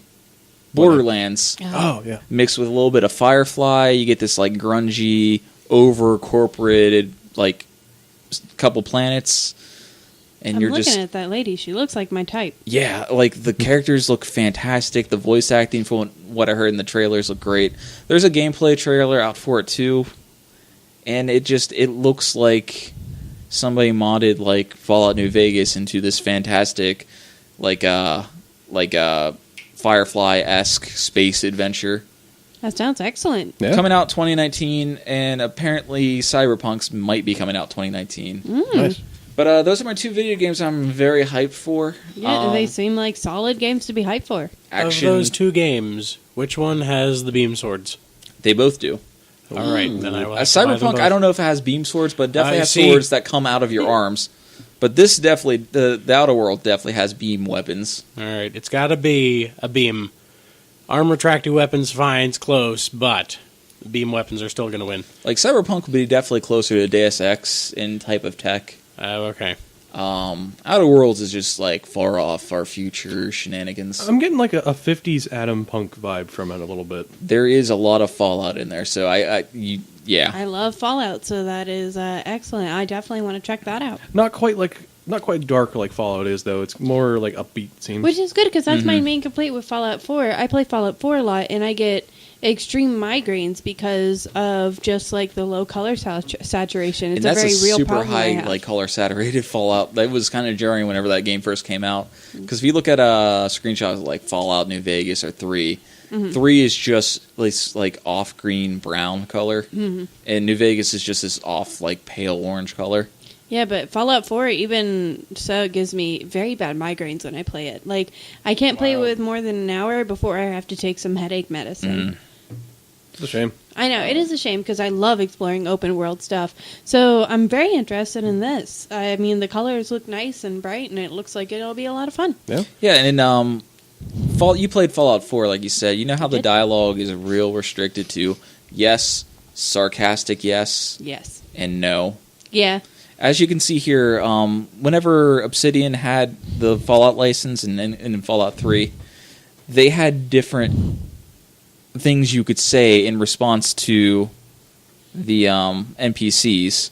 So I'm showing them a screenshot of a conversation with a guy, and once it loads, there's a couple different options.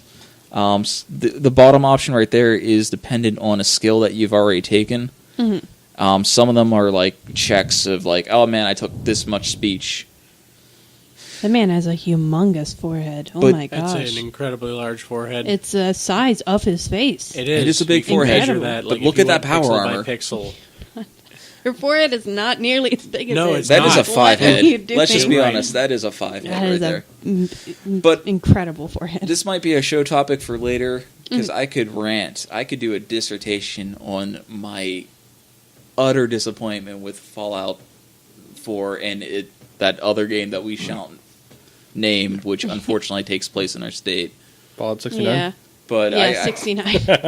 I have hope. This yeah. looks like it's going to be the spirit of Fallout in a really cool science fiction, planet hopping, bang bang shooter up fun. Apparently, it's not open world, which I'm super good with. Yeah. I done with open world for a bit. That's fair. I like open world, but it also is nice to play games that are not open world as well. I've been burned out Enjoy open world narrative. Like games this for a long isn't time this now. isn't like a endless hallway. Like you go to. It's like have you ever played any of the old Knights of the Republic games? Knights of the Old Republic? Yeah, you No. land on a planet, and it's not like a huge open world. It's a bunch of different areas in the world that are pretty big that you can go out and explore. I played the Old Republic, like the MMO they came out with. Yeah. I didn't play any of the Knights of the Old Republic, though. It's yeah, because that would be an open world game because it's an MMO. Yeah, of course. But instead of you being dropped in a map, you go to a place and you have a map of that place that you Okay. can explore. But it's not like I'm going to walk all the way to that mountain. Todd Howard said I could go to that mountain, so I'm going to go to that mountain, Todd. It's easier to plan things whenever you don't have to deal with making an open world for someone. The same as the reason I don't really care for roguelikes is because it's all randomly generated and it's all a general thing. There Yeah. not somebody carefully crafting rooms for you in the roguelike, and there's not a perfectly tailored experience of a story in an open world game because you can break it by going in too many directions. Yeah. So something that limits you will potentially have a better narrative or experience. Did you ever play Metroid Fusion? Yeah, I know Metroid Fusion, yeah. Yeah, okay. That's the with the blue suit, Blue Suit, yeah. and you're running from the SAX. I felt like that was a good melding of like a good structured story Right. with a good open exploration too. Yeah, anything that does that where it's like, okay, here's your open world, get your tools to go further, or something like that. Yeah. Even Final Fantasy VII does it. When you first get out, the only place you can walk around in is surrounded, and there's this desert area. Yeah. And you want to go through there, you got to fight a level 70 snake. Oh, you or can't? you can figure it out and get yourself a chocobo. And then there's the areas you can only go to if you have the car or have the airship. And then once that has happened, the whole world's opened up to you through small limitations. It's forced you into the story that you should have experienced. Yeah. Rather than you being dumped into the world where you could just bumble around. Right. Like Red Dead Redemption, which I'll let you guys borrow. Red Dead 2, it's Oh, you're not interested in it? I'm very Not at all. interested Like I in said, it. I'm burned out in open world games at this point. No, I'm very interested in it. I really enjoyed watching, because I didn't play it as a kid, but I watched my mom play it a lot because she was like insanely into it. Yeah. I really enjoyed watching my mom play it like a lot, and so I was always interested when I heard Red Dead 2 coming out. It does this thing where it allows you to do all of the cool things super early, which normally I'd appreciate. I hate when games over tutorialize. I've played games for like 20 years. I don't need to have my handheld by a game. But it relatively early allows you to do everything. So what I did was I did a lot of the hunting missions. They're not missions, but hunting legendary beasts, unlocking weapons, robbing. I did all the fun side activities. And I got burnt out on the game before I got too deep into the main storyline.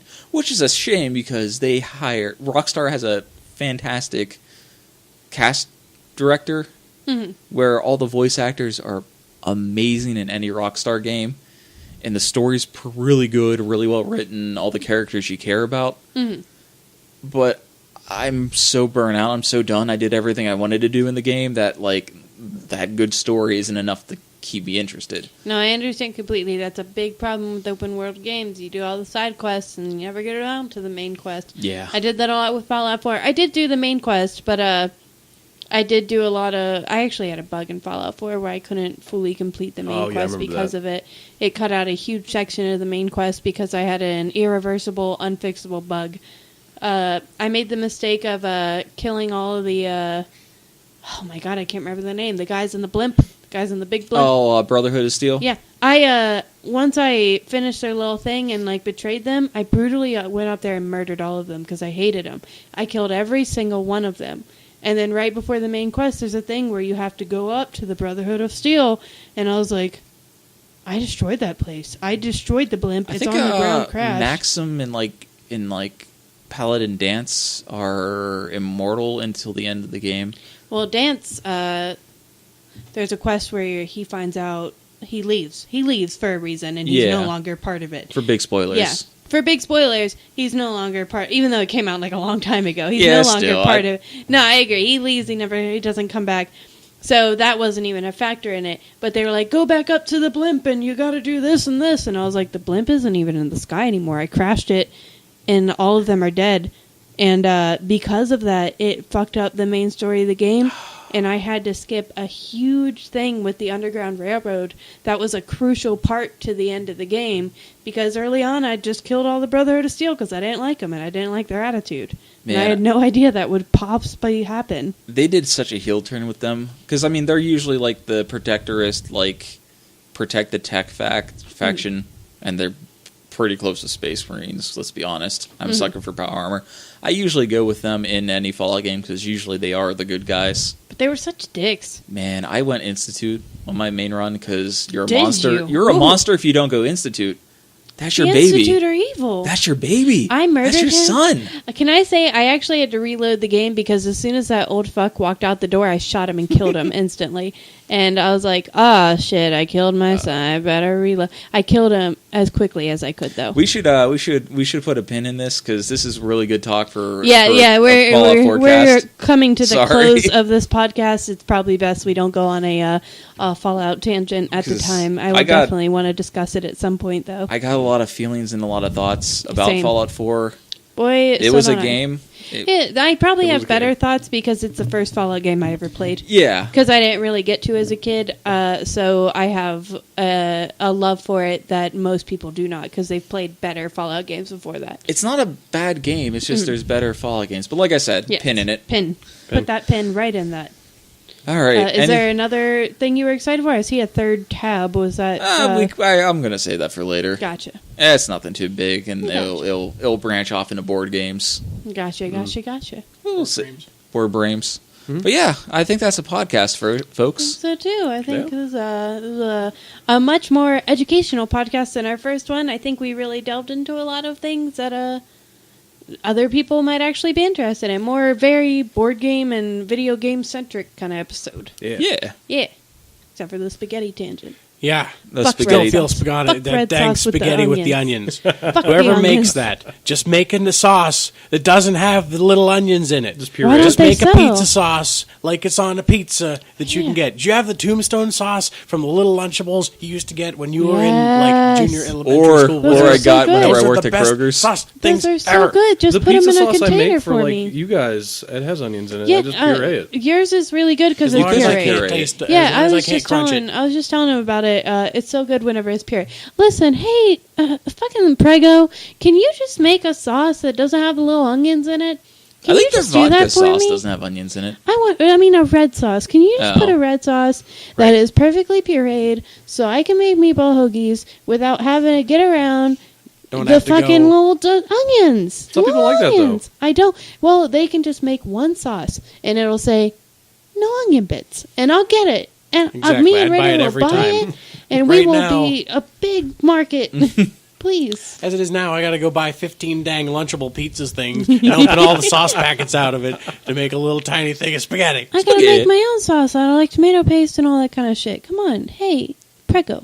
Please. I'm begging Ragu you. too. We're begging What you. the heck? Ragu. Somebody I'm on not. the page. I'm not. Somebody Just gonna dump it out into a discriminate. blender and just puree it. Why don't you dump it out in a blender? Hey, why Because I don't don't mind you?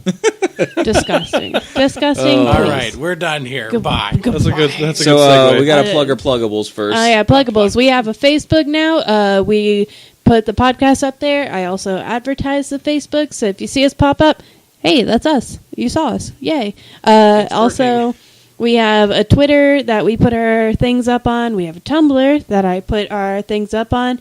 It's all TableStop or TableStopcast. I believe our Tumblr is tablestopcast.tumblr.com. Our Twitter should be TableStopcast. Our Facebook is TableStop. We've plugged our email multiple times. That is tablestopcast@gmail.com. So, yeah, we're working on that. Eventually, we'll probably get a new fancier banner as well. So We'll get our Delgado back. All right, then well, we're gonna that's a work on that. podcast. No one's got any more pluggables, any places that they're at?